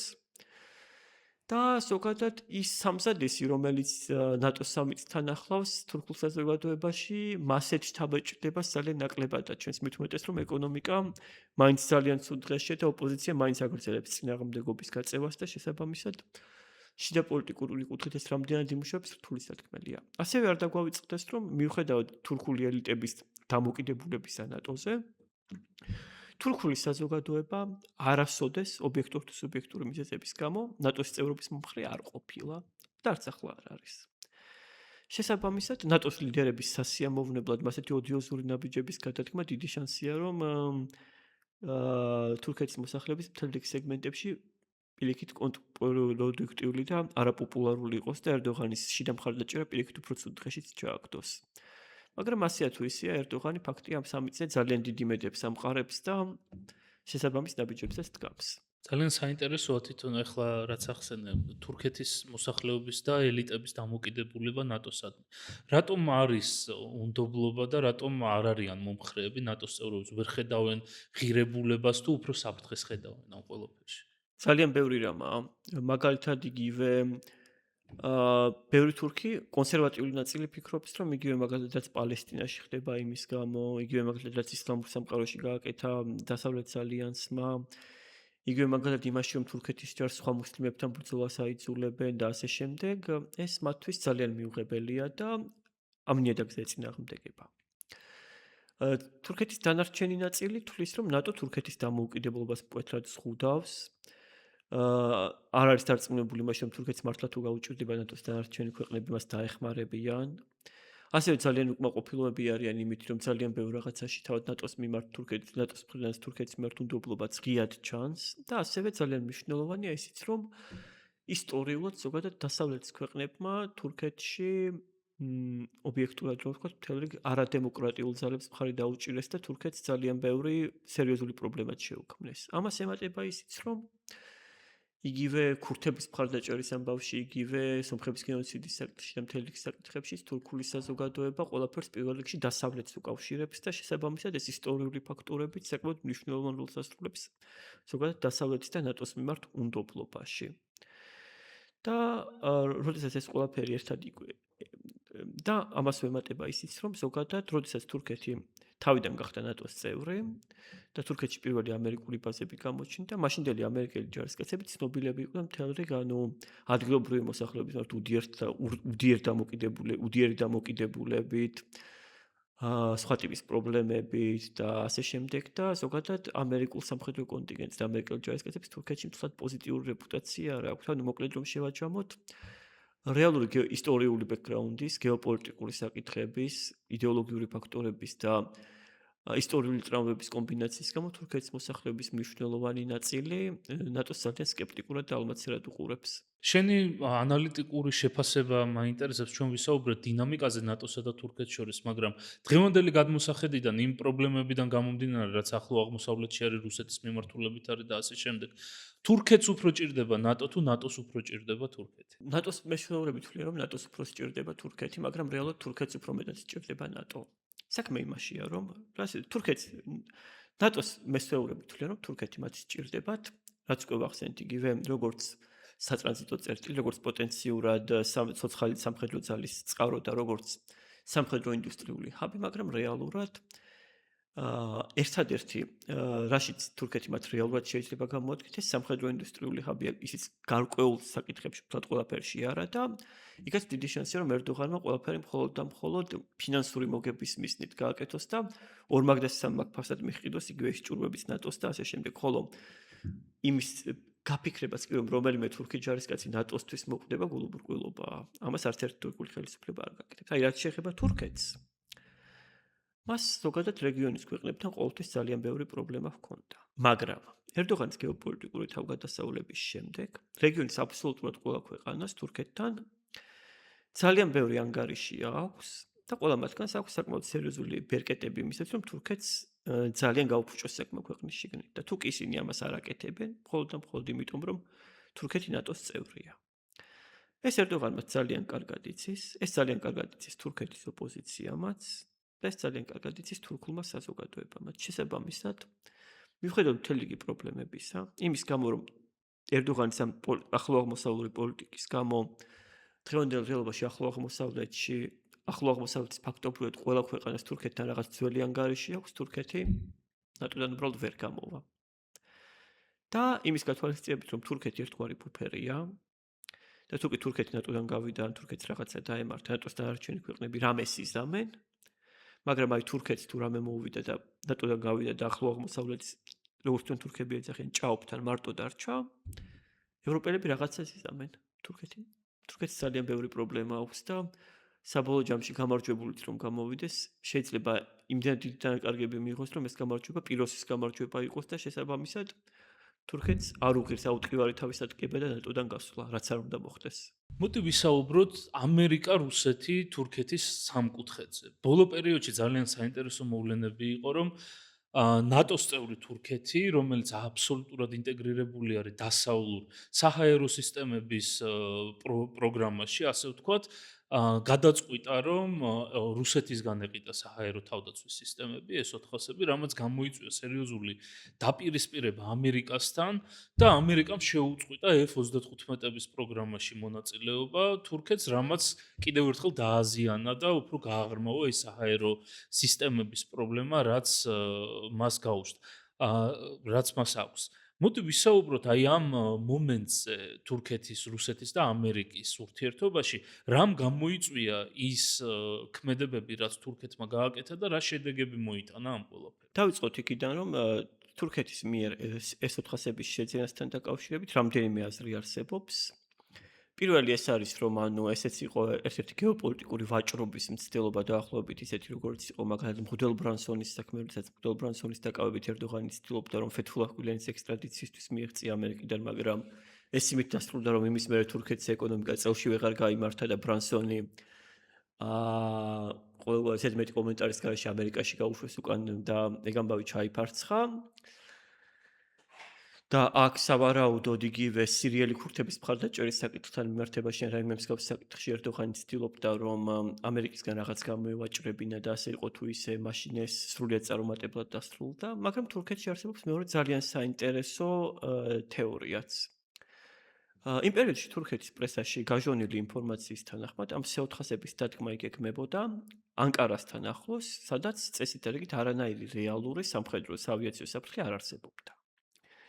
და იმის გათვალისწინებით, რომ თურქეთის ავიაცია სრულიად არის ინტეგრირებული ნატოს სისტემაში და ნატოს ანტისავიაციო თავდაცვის სისტემებში შესაძლოა ისინი არ ჩამოეკვდოთ, ზოგიერთი მათგანი იმასაც ფიქრობდა, რომ ეს ყველაფერი ერდოღანმა იყიდა მხოლოდ იმისათვის, რომ საკუთარი თავი დაეცვა ავიაციიდან მომდინარე პოტენციური გადატრიალების წინააღმდეგ.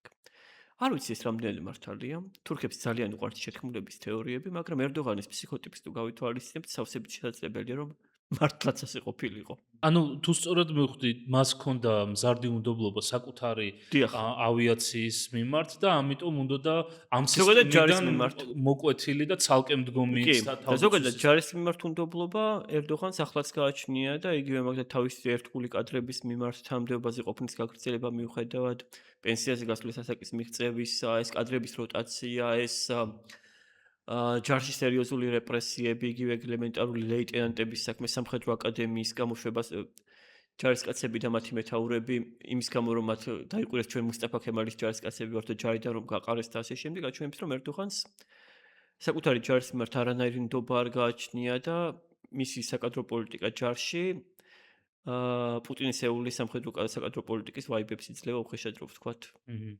გასაგებ. ანუ მოკლედ რომ შევაჯამოთ, კი, თავდაცვის მინისტრებად გენერლების დანიშვნა დაიწყო, მაგრამ ობიექტურად რომ ვთქვათ, წინათ თავდაცვის მინისტრთაც და ახლანდელსაც, რომლებიც ამ დროს ყოფილი გენერალური შტაბის უფროსები არიან, ძალიან სერგეი შოიგუს ვაიბი დაჰკრავთ. გასაგებია. მე გაგებული მაქვს ესეთი ჭორი, ასე ვთქვათ, აი ზუსტად ამ საჰაერო თავდაცვის სისტემებზე, რომ როგორც მაგალითად თურქეთი ცდილობს დრონების წარმოებას, როგორც ცდილობს მაგალითად საჰაერო სისტემების წარმოებას, რაზეც ვისაუბრებთ მოგვიანებით, ასევე ცდილობდა რუსეთისგან ეყიდა ეს 400-ები და ამის ბაზაზე აეწყო საკუთარი საჰაერო თავდაცვის. შესაძლებელია, კი, ეს reverse engineering-ი თურქეთისთვის საკმაოდ მნიშვნელოვანი რაღაცა, უბრალოდ აქ რა პრობლემაა. ვინაიდან თურქეთში ძალიან არის შეზღუდული ერთი მხრივ კულტურული თავისუფლებები და ერდოღანზე ბევრი მასაც ამბობს, რომ თავისი ახალგაზრდობა რომ ვერ შეერგო, ახლა ყველაფერს აკეთებს იმის, რომ ვერც ვერავინ შეერგოსო, მასეთი კულტურული პოლიტიკაა და მეორე მხრივ ეკონომიკური პრობლემები იმდენად სერიოზულია, რომ თვით ყველაზე მნიშვნელოვან თავდაცვით მრეწველობაშიც კი ხელფასები ხალხისთვის დამაკმაყოფილებელი აღარ არის, ხოლო ამავე დროს ერდოღანის პერიოდის კულტურული ომების გამო იმ კადრების დიდი ნაწილი, რომელიც თავდაცვის მრეწველობაში გამოსადეგია კულტურულად და პოლიტიკურად საერთოდ სხვაგანაა, თურქეთის ხელისუფლებას ძალიან უჭირს სათანადო კადრების ამ ინდუსტრიაში შენარჩუნება. თვით ასელსანის დაწესებულებებშიც კი ძალიან ბევრი ინჟინერი ისე გამოდის, რომ სტაჟისტვის მუშაობს და პირველი შესაძლებლობებისთანავე გარბის. კი, არის მცდელობები, რომ იგივე ქვეყნიდან გასვლა უკრძალავდნენ რაღაც მასეთი, მაგრამ ჯერჯერობით ეს არ განუხორციელებიათ სავარაუდოდ, იმიტომ რომ ეშინიათ თუ მაგას გააკეთებენ, შესაძლოა საერთოდაც პირდაპირ უნივერსიტეტიდან წავიდნენ და მერე რა ვქნათო. ანუ მოკლედ რომ შევაჯამოთ თურქეთის ინდუსტრიას ზოგადად და მით უმეტეს ამ სამხედრო ტექნოლოგიური ინდუსტრიას ძალიან სერიოზული პრობლემა აქვს კადრების შენარჩუნების მხრივ, რადგანაც ანუ ის კულტურული და ის პოლიტიკური გარემო, რომელიც მაღალი განათლების მქონე ტექნიკურ კადრებს ესაჭიროებათ იმისაც, რომ უცხოეთში არ გაიქცნენ, თურქეთში არ არსებობს. შესაბამისად, ამ საკადრო პოლიტიკის და პრობლემების პირობებში ეს მცდელობები რამდენად წარმატებული იქნება ძალიან რთული სათქმელია, თორემ თურქეთი იგივე ქანის თვითმფრინავი მივახსენეთ და მაგაზეც სწორედ reverse engineering-ს მიმართავდა და ექსპერტების შეფასებით სწორედ F-16-ის reverse engineering-თან არის დაკავშირებული ქანის პროექტიც. და ამ S-400-ების და F-35-ების მიმართულებით ეხლა რა მდგომარეობა, იმიტომ რომ ამერიკაში არის ახალი მთავრობა მოსული, რომელიც ასე უფრო ტრანზაქციული არის ვიდრე წინა ხელისუფლება, რომელთანაც დაეძაბა ურთიერთობა და შესაბამისად JD Vance-მა ბოლო პერიოდში ისიც განაცხადა, რომ თურქეთთან მოლაპარაკებები მედის მათი F-35-ების პროგრამაში ჩართვის მიმართულებით და არის რამე შეთანხმება თუ რა პროცესი მიმდინარეობს ახლა ამერიკასა და თურქეთს შორის. რაც ჩანს ტრამპი F-35-ებს ამ ეტაპზე არა, მაგრამ ქანისათვის ამერიკული წარმოების ავიაციო ძრავების მიყიდვაზე დიდი ალბათობით დათანხმდება, მაგრამ აქ არის კონგრესის და სენატის ფაქტორები, ეს ამბავი რამდენად გამოვა, არის თვითონ პენტაგონის ამბები და პენტაგონს მიუხედავად ყველაფერისა საკმაოდ სერიოზული ვეტოს უფლება აქვს ამერიკის პოლიტიკაში. და მიუხედავად იმისა, რომ S-400-ები ოფიციალურად არაწყობილად არ ფუნქციონირებს, ისინი არც ამერიკისთვის არ გადაუციათ, მიუხედავად იმისა, რომ ამის მოთხოვნა კარგახანი არსებობს. შესაბამისად, მიუხედავად იმისა, რომ ტრამპი თურქეთისათვის ძალიან იმედის მომცემ სიგნალებს იძლევა, რაიმეს თქმა ძალიან რთული. ამასვე ემატება ისიც, რომ ისრაელის და საბერძნეთის ორი ქვეყანა, რომელთაც საკმაოდ სერიოზული ლობი ჰყავთ ამერიკაში, სერიოზული წინააღმდეგები არიან თურქეთისათვის F-35-ების გადაცემის და თუ კი გამოვათ, შეძლებიან რომ ეს ქანის ძრავების ამბავით ჩაშალონ. შესაბამისად, მე პირადად F-35-ების ამბავი შეუძლებლად არ მიმაჩნია, მაგრამ იმის გათვალისწინებით თუ რამდენად მნიშვნელოვნები არიან ბერძნული და ებრაული წარმოშობის დონორები რესპუბლიკური პარტიისათვის, ძალიან სავარაუდოც არ მგონია. მოდი ვისაუბროთ ქაანზე. რა პროექტი არის ეს? და არის თუ არა ეს გადადგმული ნაბიჯი, წინ გადადგმული ნაბიჯი თურქეთისთვის სამხედრო ავტონომიის მიმართულებით, რაც იდეაში იყო ეს პროექტი, თუ მთლად ვერ ასრულებს იმ დაპირებას, რაც თავიდან ჰქონდა. დავიწყოთ იქიდან, რომ თურქეთს ის სათანადო მაღალტექნოლოგიური მრეწველობა, რომელიც ბევრ მსგავსი მასშტაბის ქვეყანას აქვს, არ გააჩნია და ძალიან ბევრ რამეში დამოკიდებულია მთლიანად იმპორტულ კომპონენტებზე და არც ქანი არ არის გამონაკლისი. იგივე მაგალითად, როდესაც ძრავზეც ამერიკაზე ხარ დამოკიდებული, იქ სტრატეგიული ავტონომიის ამბები ძალიან ნაადრევი მგონია. ანუ მიუხედავად მთელი რიგი მცდელობებისა, ვერც უკრაინელებისაგან და ვერც იგივე მაგალითად ევროპის ქვეყნებისაგან თურქება სათანადო ძრავის მოპოვება ვერ მოახერხეს და ისევ და ისევ ამერიკაზე თან მოუწიეთ თანამშრომლობა და რაც შეეხება თავად ქანს, უკვე ვახსენეთ ეს სავარაუდოდ, ну რაც ღია წყაროებიდან ჩანს, F-16-ის reverse engineered ვერსია გარკვეული აპგრეიდებით, მაგრამ თუ გავთვალისწინებთ თურქეთის პრობლემებს მაღალ ტექნოლოგიურ მრეწველობასთან დაკავშირებით, სავარაუდოდ ძრავის გარდა მთელი რიგი ელექტრონიკა და რაღაცეებიც იმპორტულია ოღონდ საიდანა, ეს ამ ეტაპზე რთული სათქმელია ვინაიდან, ღია წყაროების ესე არ ფიგურებს, მაგრამ ჩემი ვარაუდია, რომ ან ევროპიდან, ან ჩინეთიდან. ვინაიდან ამერიკული ელექტრონიკა იგივე kill-switch-ების და მსგავსი ფაქტორების გამო არ ამგონია თურქეთისნაირი ქვეყნისთვის მისაღები იყოს. თურქეთისთვის ერთ-ერთი დიდი გამოწვევა არის ეკონომიკა, რაც ვახსენეთ. საიდან მომდინარეობს, რა ეკონომიკურ პრობლემებთან გვაქვს ახლა კავშირი, ურთიერთობა თურქეთის შიგნით, რა სიტუაცია არის ეკონომიკური თვალსაზრისით და საბოლოო ჯამში რას ნიშნავს ეს თურქეთისთვის და მის გეოპოლიტიკური ამბიციებისთვის? თურქეთში ამჟამად ძალიან სერიოზული ეკონომიკური პრობლემები არსებობს, რასაც რამდენიმე ფაქტორი განაპირობებს. პირველი ის, რომ თურქეთმა გამოტოვა ის ფანჯარა, რომელიც მაღალ ტექნოლოგიურ მრეწველობაზე გადასვლისთვის იყო საჭირო და ის საშუალო შემოსავლის მახერასისთვის თურქეთი იყო გაჭედილი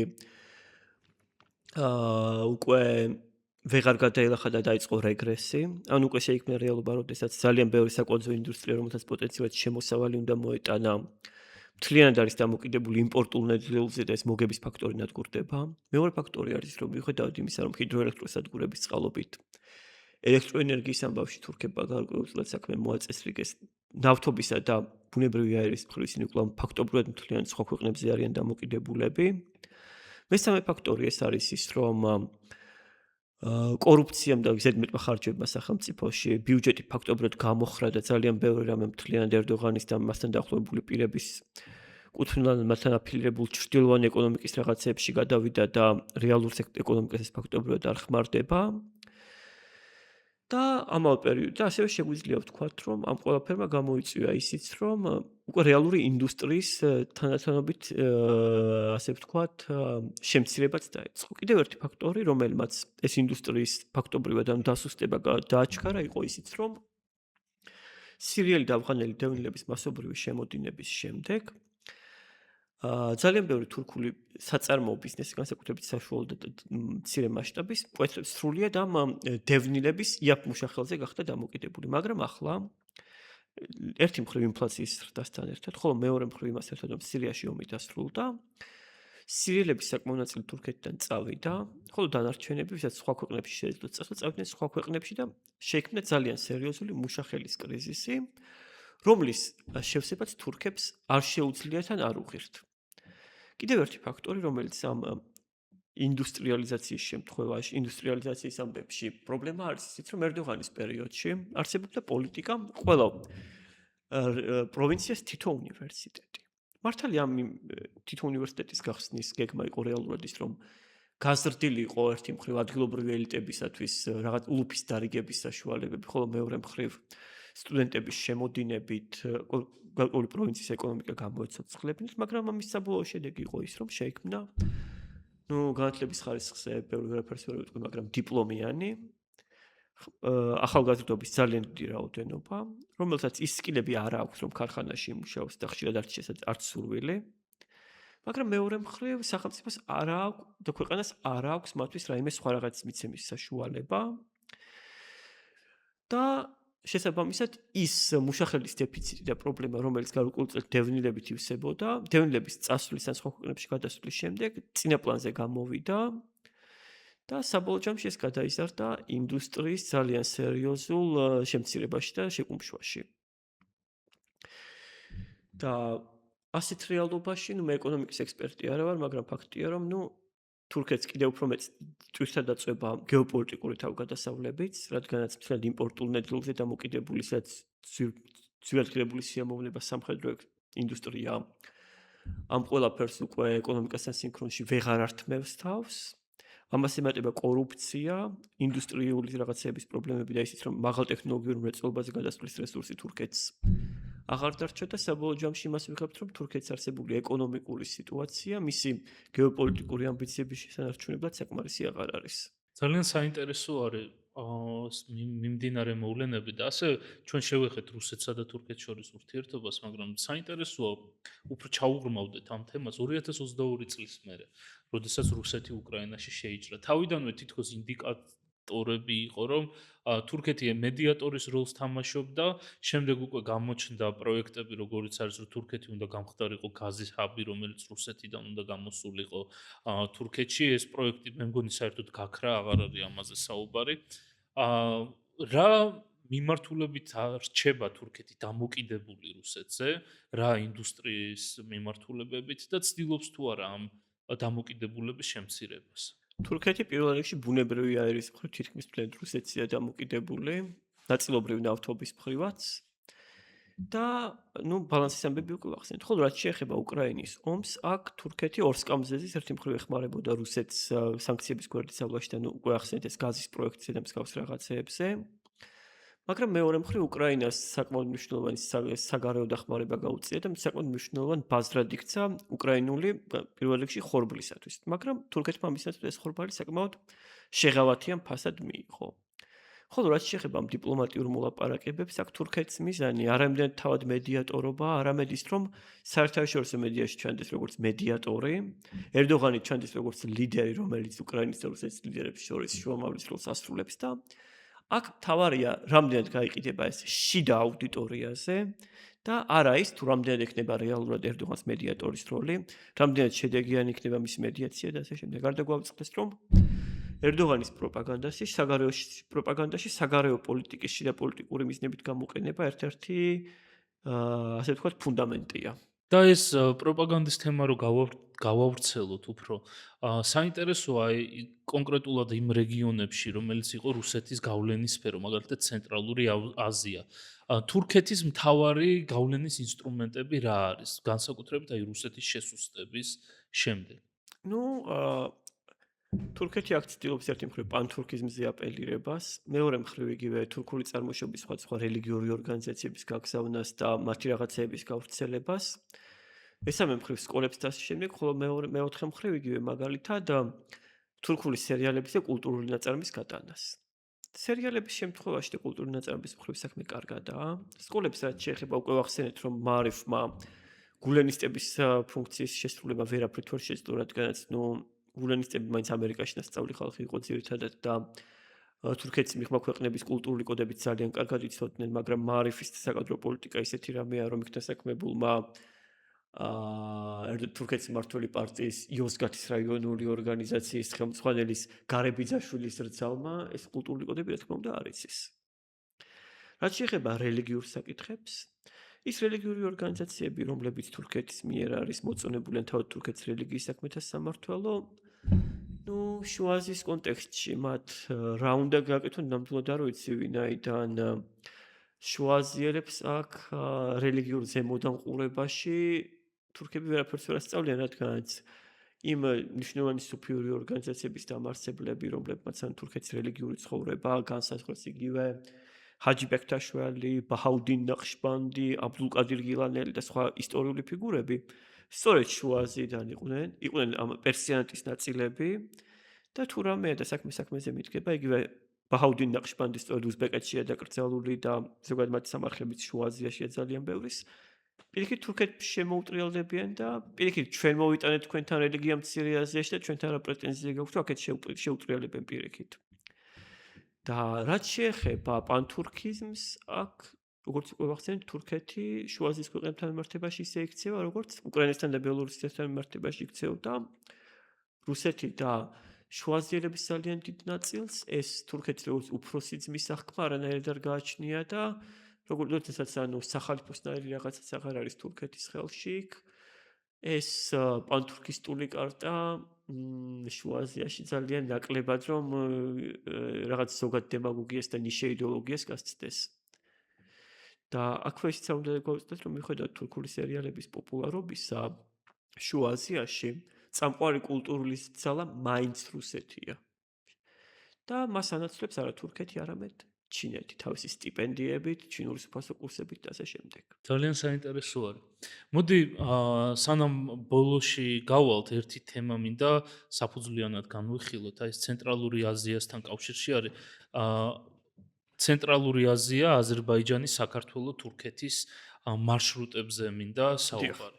რა როლი აქვს აზერბაიჯანს და საქართველოს თურქეთის აი ამ ტრანზაქციულ შუა კორიდორის მარშრუტებში, რომელთაც მას უნდა რომ ცენტრალური აზია და ასევე ჩინეთი დააკავშიროს ევროპასთან. აქ კითხვა არის იმაზე, ირანის თუ ირანის გარეშე. ირანის გარეშე ერთადერთი ვარიანტია, კასპიის ხიდის თეორია, პროექტი, რომელიც კარგა ხანია, ასე ვთქვათ, ტრიალებს, მაგრამ რუსეთის და ირანის წინააღმდეგობის გამო ვერ ხერხდება და ძალიან საეჭვოა, რომ რომელიმე მხარის წინააღმდეგობის პირობებში ეს განხორციელდეს და რუსეთსაც და ირანსაც იმის რესურსი ჯერჯერობით მაინც ყოველთვის ექნებათ, რომ კასპიაზე მათი ნებართვის გარეშე აშენებული ნებისმიერი ხიდი სესმურად არამედეგი იყოს. და ასეთ რეალობაში შეგვიძლია ვთქვათ, რომ მიუხედავად იმისა, რომ საქართველოს და აზერბაიჯანის ძალიან მნიშვნელოვნები არიან თურქეთისათვის პირველ რიგში კასპიასთან და კასპიის გავლით შუა აზიასთან კავშირებისათვის, იმის გათვალისწინებით, რომ ხიდის არარსებობის პირობებში გამტარობის ძალიან დიდი ნაწილი ბორნებზეა და მოკიდებული და საზღვაო გადაზიდვებზე, ეს მაინც შეზღუდული იქნება, ვინაიდან საზღვაო გადაზიდვებს თავისი ლიმიტები აქვთ. მაგრამ თავად აზერბაიჯანი არის ძალიან მნიშვნელოვანი ენერგორესურსების მწარმოებელი და ვინაიდან თურქეთი ენერგეტიკული რესურსებით ღარიბი ქვეყანაა, ამ მხრივ აზერბაიჯანი როგორც მიმწოდებელი და როგორც ბოროტიანები ამბობენ აზერბაიჯანი ზოგჯერ ირანულ ნავთობს და ბუნებრივ აირსაც აწვდის ევროპის ქვეყნების თურქეთის გავლითო, მაგრამ სადაც საჭიროა მიექვსში და ეკიციან. და ასე თუ ისე ამის და ასევე სარკინიგზო გადაზიდვების გამო კვლავ ძალიან მნიშვნელოვანია. და იმის გათვალისწინებით, რომ ამ ეტაპზე ინფრასტრუქტურა საქართველოს გზით გადის, რადგან ყარაბაღის კონფლიქტი დიდი ხნის განმავლობაში გაგრძელდა, ჯერჯერობით საქართველოს აზერბაიჯანის როგორც სინქრონში სტრატეგიული მნიშვნელობა თურქეთისათვის ძალიან დიდი იქნება. ოღონდ ხაზს უსვამ სინქრონში. აზერბაიჯანის გარეშე საქართველოს თურქეთისათვის ბევრად ნაკლებად მნიშვნელოვანია. რაც შეეხება დანარჩენს, ეს იმაზეა დამოკიდებული, თუ როგორ განხორციელდება სომხეთსა და თურქეთის შორის ნორმალიზება, როგორ სისწრაფით მოხდება ინფრასტრუქტურის მშენებლობა და ასე შემდეგ და ისეთ თუ კი წარმოვიდგენთ სცენარს, სადაც საქართველოს ხელისუფლება არასათანადო ინტერესზე ყურადღებას და არასათანადო ასე ვთქვათ სიბეჯითეს იჩენს საქართველოს სტრატეგიული მნიშვნელობის შენარჩუნებისა და გაზრდისათვის, ისეთ რეალობაში თუ კი თურქეთ-სომხეთის ურთიერთობები საკმაოდ სწრაფად ნორმალიზდება, შეიძლება ეს ჩვენთვის მთლად კარგიც არ იყოს და საქართველოს მნიშვნელობა შეიძლება არც ისე სწრაფად, მაგრამ საშუალო და გრძელ ვადაში ძალიან შემცირდეს თურქეთისთვის. მაგრამ ამ ეტაპზე ყველაფერი მაინც სპეკულაცია, რადგანაც მიუხედავად თურქეთსა და სომხეთის შორის ნორმალიზაციისკენ გადადგმული რეალური ნაბიჯებისა, ყველაფერი როგორ და რა ტემპით განხორციელდება, ამის თქმა მაინც ძალიან რთულია ამ ეტაპზე. კი ბატონო, ეხლა ძალიან მნიშვნელოვანი მოვლენების მიმდინარეობის პერიოდი არის, ასე ვთქვათ. იკვეთება კონტურები, მაგრამ ესე საბოლოო პროცესი არ არის დასრულებული. მოდი უკვე შეჯამების ნაწილზე გადავიდეთ და მაინტერესებს აი შევაჯამოთ. რა უნდა თურქეთს საბოლოოდ ამ დღევანდელ გეოპოლიტიკურ სიტუაციაში ის ებღაუჭება დიდი ძალის სტატუსს თუ კმაყოფილია შუა ძალის სტატუსით, რაც აქვს.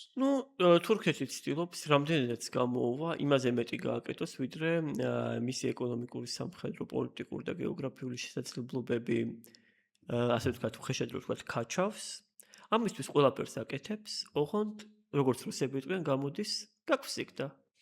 მოკლედ რომ ვთქვათ, თურქეთი ცდილობს, რომ იმაზე დიდი როლი ითამაშოს, ვიდრე მას შეუძლია, მაგრამ საბოლოო ჯამში იძულებული ხდება, რომ მაინც მნიშვნელოვან, მაგრამ მაინც რეგიონულ ძალად დარჩეს საკმაოდ შეზღუდული პერსპექტივებით და ამჟამად, რასაც ვხედავთ, ეს არის თურქეთის ამ ამბიციებსა და რეალობას შორის ერთგვარი დაპირისპირების მორიგი გამოვლინება.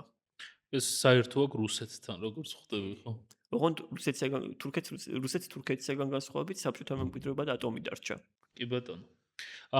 შენი აზრით თურქეთის საგარეო პოლიტიკა იდეოლოგიურია, ტრანზაქციულია თუ იმ სტრუქტურული შეზღუდვების და აუცილებლობით არის გამოწვეული, რაც მას აქვს ეკონომიკით, გეოპოლიტიკური მდებარეობით და ასე შემდეგ. ნუ ერდოღანს სურდა იდეოლოგიური ყოფილიყო, მაგრამ საბოლოო ჯამში ის იყო ტრანზაქციული და ის იყო თურქეთის ამბიციებთან დაკავშირებით გარკვეული ამ ამბიციებს ასე ვთქვათ რეალიზაციის საშუალებაც, მაგრამ აქ ის შეეჩეხა იმ რეალობას, როგორიცაა რესურსები. ანუ მოკლედ რომ შევაჭამოთ ამ სამიდან არის გარკვეული ელემენტები, მაგრამ საბოლოო ჯამში ყველაფერი მიდის იქამდე, რომ თურქეთი რისი შესაძლებლობაც აქვს იმით დაკმაყოფილება უწევს. ვინაიდან რაც არ უნდა, ანუ დიდი ხმაურით და დიდი ზარზემით დაიწყოს რაღაც, საბოლოო ჯამში მაინც ყველაფერი იქ ბრუნდება, სადამდეც მას ეს რესურსების არარსებობა და გეოპოლიტიკური რეალობა მიაბრუნებს. კი ბატონო, ჩვენ ხშირად ვახსენეთ ერდოღანი მისი შიდა პოლიტიკა და როგორ აისახება ეს საგარეო პოლიტიკაზე. შენი აზრით, ერდოღანის შეცვლის შემთხვევაში, ან ერდოღანის მთავრობიდან ჩამოშორების შემთხვევაში, რა შეიძლება შეიცვალოს თურქეთის საგარეო პოლიტიკაში? მე ვფიქრობ, რომ ასეთ თურქეთი იქნება პირველ დასავლეთთან ბევრად ნაკლებად კონფრონტაციული. ნუ რა თქმა უნდა, კვიპროსი და გარკვეული წითელი ხაზები იარსებებს, მაგრამ სამხრეთ კვიპროსის მიმართ მუქარები, იგივე მაგალითად ეს ნებისმიერ სიტყვის მასალაზე ევროპაზე თავდასხმა და მსგავსი რაღაცები შეწყდება. ეს რა თქმა უნდა არ იქნება, ანუ ევროპის ყველაზე ისეთი ერთგული და თავგადაკლული მოკავშირე და რამე მსგავსი და თურქი ჯარისკაცი არც მე არ მოკვდება ნატოსთვის, მაგრამ ყველა ვარიანტში ეს იქნება დასავლეთთან ბევრად ნაკლებად კონფრონტაციული, კულტურულად ბევრად უფრო თანამედროვე, ბევრად უფრო ღია საზოგადოების მქონე და ბევრად უფრო მშვიდობიანი ქვეყანა, რადგანაც იმ პოლიტიკურ სეგმენტებში, რომლებიც ამ ეტაპზე ერდოღანის ოპოზიციას შეადგენენ, მათ აბსოლუტურ უმრავლესობას რაიმე სერიოზული გეოპოლიტიკური ამბიციები არ აქვს და პირიქით ამ ახლო აღმოსავლური თავგადასავლებით და მსგავსი რამებით ძალიან დაღლილები არიან. და მოდი აი ბოლო კითხვის სახით შიდა პოლიტიკური პრობლემები ძალიან მწვავე არის ეკონომიკური პრობლემები მწვავე. ჩვენგან განსხვავებით ოპოზიციური პარტიები ძალიან მობილიზებულები არიან, საზოგადოებაც აქტიურად არის ჩართული ოპოზიციური პარტიების ცხოვრებაში. ეს ეგრეთ წოდებული გრასრუთები, ფინანსები და ასე შემდეგ არ არის პრობლემური და ოპოზიციაც აქტიურად მზად არის იმისთვის, რომ გადაიბაროს, ანუ აქვს ინსტიტუციური გამოცდილება, აქვს კავშირები ასე შემდეგ. რა შესაძლებელია თუ არა უახლოეს პერიოდში ვიხილოთ თურქეთში ცვლილებები? საკმაოდ შესაძლებელია მიუხედავად იმისა, რომ ერდოღანმა დაიჭირა თავისი მთავარი კონკურენტი სტამბოლის მერია ექრემ იმამოღლუ და სახალხო რესპუბლიკურ პარტიას სრული არარაობა თავისი ყოფილი კონკურენტის საპრეზიდენტო არჩევნებში ქემალ ქილიშდაროღლუ სასამართლოს ძალით დაუნიშნა ლიდერად ისე რომ იურიდიულად ის ძალიან პრობლემური რაღაცაა, რადგანაც ერთი მხრივ უზენაესი სასამართლოებისაგან და დასტურების გარეშე ასეთი კანონის გამოცემა შეუძლებელია, მეორე მხრივ თავად ამ კანონში ძალიან ბევრი სერიოზული ზუსტობა არსებობს, მესამე პარტიების შიდა არჩევნებს როგორც წესი ცენტრალური საარჩევნო კომისია დასტურებს და ცენტრალური საარჩევნო კომისიის გადაწყვეტილების გაუქმების უფლება არც ერთ სასამართლოს არ აქვს. ან თავისთავად ის სასამართლოს გადაწყვეტილება, რომლის მიხედვითაც სახალხო რესპუბლიკური პარტიის ყრილობა გაყალბებულად გამოცხადდა და გაუქმდა რეალურად სრულად არაიურიდიულია და აშკარად ზემოდან ამოცემული და ასევე სახალხო რესპუბლიკური პარტიის ამომრჩევლების და დეპუტატების და პარტიული ორგანიზაციების აბსოლუტურმა უმრავლესობამ მხარი არჩეულ ლიდერს და მის მომხრეებს დაუჭირა და როგორც და ხალხიც როგორც ჩანს სწორედ ამ არჩეულ ლიდერს უჭერს მხარს. ასევე ექრემ იმამოღლუს და მისი მიმდევრების წინააღმდეგ დაწყებული კამპანია, რომ მათ ამდენი ფული აიღეს, იმდენი ფული აიღეს, ცრუმოწმეები, წამების შედეგად მიღებული ჩვენებები და ასე შემდეგ. ისევ და ისევ ერდოღანის ამომრჩევლის წრეში ტრიალებს და პოტენციურად ოპოზიციის ძალაზე ვერანაირ გავლენას ვერ ახდენს. თანამედროვე დროს მე ვფიქრობ, რომ იმამოღლუს, ანუ კორუფციის პრობლემებით დაკავება იყო ძალიან დიდი შეცდომა, რადგან კორუფცია თავად ერდოღანისავე მრავალწლიანი პროპაგანდის შედეგად თურქული საზოგადოების საკმონაწილეთვის, მათ შორის თავად ერდოღანის ტებისთვისაც რეალურად დანაშაულად აღარ განიხილება და ყველაფერი დაიწყო იმით, როდესაც თავად ერდოღანის ძვირფასი შვილი და რამდენიმე მინისტრის შვილიც ძალიან სერიოზულ კორუფციულ სკანდალში გაიხსენებდნენ და ამის შემდეგ ეს ყველაფერი რა თქმა უნდა გულენისტებს დაბრალდათ და ამის შემდეგ ყველაფერი გამოცხადდა და ამის შემდეგ ყველაფერი პროპაგანდა მიმართა იმისაკენ, რომ აი რა მოხდა მე, აი ფულს ინახავდნენ რაღაცა და ამის შედეგი იყო ის, რომ თურქული საზოგადოება კორუფციაზე ფაქტობრივად აღარ რეაგირებს. ამას ვემატება ისიც, რომ მიუხედავად ექრემ იმამოღლუს და მისი გუნდის მნიშვნელოვანი ნაწილის პატიმრობაში ყოფნისა, ისინი ციხიდანაც ახერხებენ საკმაოდ ეფექტური ოპოზიციური აზრის გაშღერებას და ის ხალხიც, ის ტექნოკრატებიც, რომლებიც ექრემ იმამოღლუს დაპატიმრების შემდეგ სტამბოლის სათავეში ჩადგნენ, თავიანთ საქმეს კარგად აკეთებენ. ანუ ხელისუფლებას რეალურად რაიმე ესეთ ხელისუფლება ამით ოპოზიციის რეალურად დასუსტება სახალხო ოპოზიციის ვერ შეძლო. ამას ხოლო რაც შეეხება მეორე ფაქტორს, აქ ერდოღანმა ერთი ძალიან საინტერესო და როგორც აღმოჩნდა საკმაოდ ჭკვიანური ნაბიჯი გადადგა. მიუხედავად ქურთების იდეებისა, რომ მათ აქვთ ფემინიზმი, დემოკრატიული კონფედერალიზმი და ასე შემდეგ, რეალურად აპოიზმი, ანუ ქურთისტანის მუშათა პარტიის იდეოლოგია, აბდულლა ოჯანის იდეოლოგია, ძველი კეთილი სტალინიზმია და სხვა არაფერი და შესაბამისად ერდოღანის ხელისუფლებამ რეალურად არარსებული სამშვიდობო პროცესის კარტის გამოყენებით შეძლო ქურთული პარტიის საკმაოდ ლიდერების ნაწილის კოოპტაცია და მათი გამოყენებით საკმაოდ სერიოზული პროპაგანდისტული კამპანია მიდის და ვითომ მშვიდობის რიტორიკა, რომ აი ახლა მალე მშვიდობა მოდის, ეს მოდის, მაგრამ ამან მაინც ვერ შეძლო ქურთი ამომრჩევლის ძალიან დიდი ნაწილის ოპოზიციისაგან მოწყვეტა. თავად ქურთულ პოლიტიკურ მოძრაობაში საკმაოდ სერიოზული ბზარები გაჩნდა და რეალურად მიუხედავად იმისა, რომ ეს ქურთისტანის მუშათა პარტიის ორთოდოქსი აპოისტური ნაწილი და ქურთული სახალხო მოქალაქო მოძრაობის ასევე ორთოდოქსი აპოისტური ნაწილი ცდილობს, რომ ანუ ყველაფერი წარმოაჩინოს ეს თითქოს რიგზეა ყველაფერი, მაგრამ ფაქტია, რომ ყველაფერი რიგზე არ არის და შესაბამისად არაფერი გარანტირებული არ არის და ვერც ქურთების ოპოზიციისაგან ჩამოთვლა ვერ მოხერხდა აბდულლა ოჯალანის გამოყენებით. შესაბამისად ერდოღანს ასეთ რეალობაში არჩევნების მოგების არანაირი შანსი არ აქვს და რეპრესიებითაც დიდი შანსია, რომ ის შედეგი, რაც მას სურს, ვერ მიიღოს, თუმცა როგორ განხორციელდება ცვლილება და რანაირად ამის თქმა ამ ეტაპზე ცოტა რთულია, მაგრამ ერთი რამ არ დაგვაუწყდეს. ხელისუფლებას არჩევნები არ ცვლის. არჩევნები უკვე მომხდარი სოციალური და პოლიტიკური ცვლილებების ნოტარიული დამოწმებაა. და ნაწილობრივ თქვი, მაგრამ მინდა კიდევ ერთხელ ხაზი გავუსვათ, ანუ ოპოზიცია, თურქული ოპოზიცია ელოდება არჩევნებს თუ ცდილობენ სხვა მეთოდებით შეცვალონ? ორივე. როგორც ჩვენ ოფიციალურად არჩევნებს ელოდებიან, მაგრამ თუ იმას გავუსვათ, რომ აქტიურად დადიან მთელი ქვეყნის მასშტაბით და აქტიურად მიდის მოლაპარაკებები სხვადასხვა ფრაქციებთან, როგორც ადგილობრივ და ასე შემდეგ და ისევე ხალხის მასებთან კომუნიკაციების გაღრმავება მიდის აქტიურად, ვფიქრობ, რომ ყველა სცენარს განიხილავენ. მით უმეტეს, რომ სახეზეა ფაქტი, რომ ერდოღანი წესებით არ თამაშობს და შესაბამისად ისეთ რეალობაში, როდესაც უკვე აღარავის ერდოღანის სასამართლოში და კანონების და მასეთი რაღაცების აღარ სჯერა იქ, ოპოზიცია იძულებულია ყველაფრისთვის მზად იყოს. ძალიან დიდი მადლობა, ძალიან საინტერესო საუბრისთვის. მადლობა თქვენ. დიდი მადლობა, რომ ბოლომდე გვიყურეთ. თუ მოგწონთ ჩვენი კონტენტი და არ გინდათ, რომ გამოგჩეთ სიახლეები ჩვენგან, გთხოვთ მოიწონოთ ჩვენი ვიდეოები, გამოიწეროთ ჩვენი YouTube-ის არხი და ასევე გამოყვეთ ჩვენ სოციალურ მედიაზე, Facebook-ზე, Instagram-ზე, TikTok-ზე. აუდიტორიის დაგროვებასთან ერთად ჩვენ გეგმავთ დავამატოთ სხვადასხვა ტიპის კონტენტი. ამიტომ თუ არ გინდათ, რომ გამოგრჩეთ ჩვენგან სიახლეები, გამოიწერეთ ჩვენი სოციალური მედიის გვერდები. დიდი მადლობა, რომ გვიყურებთ.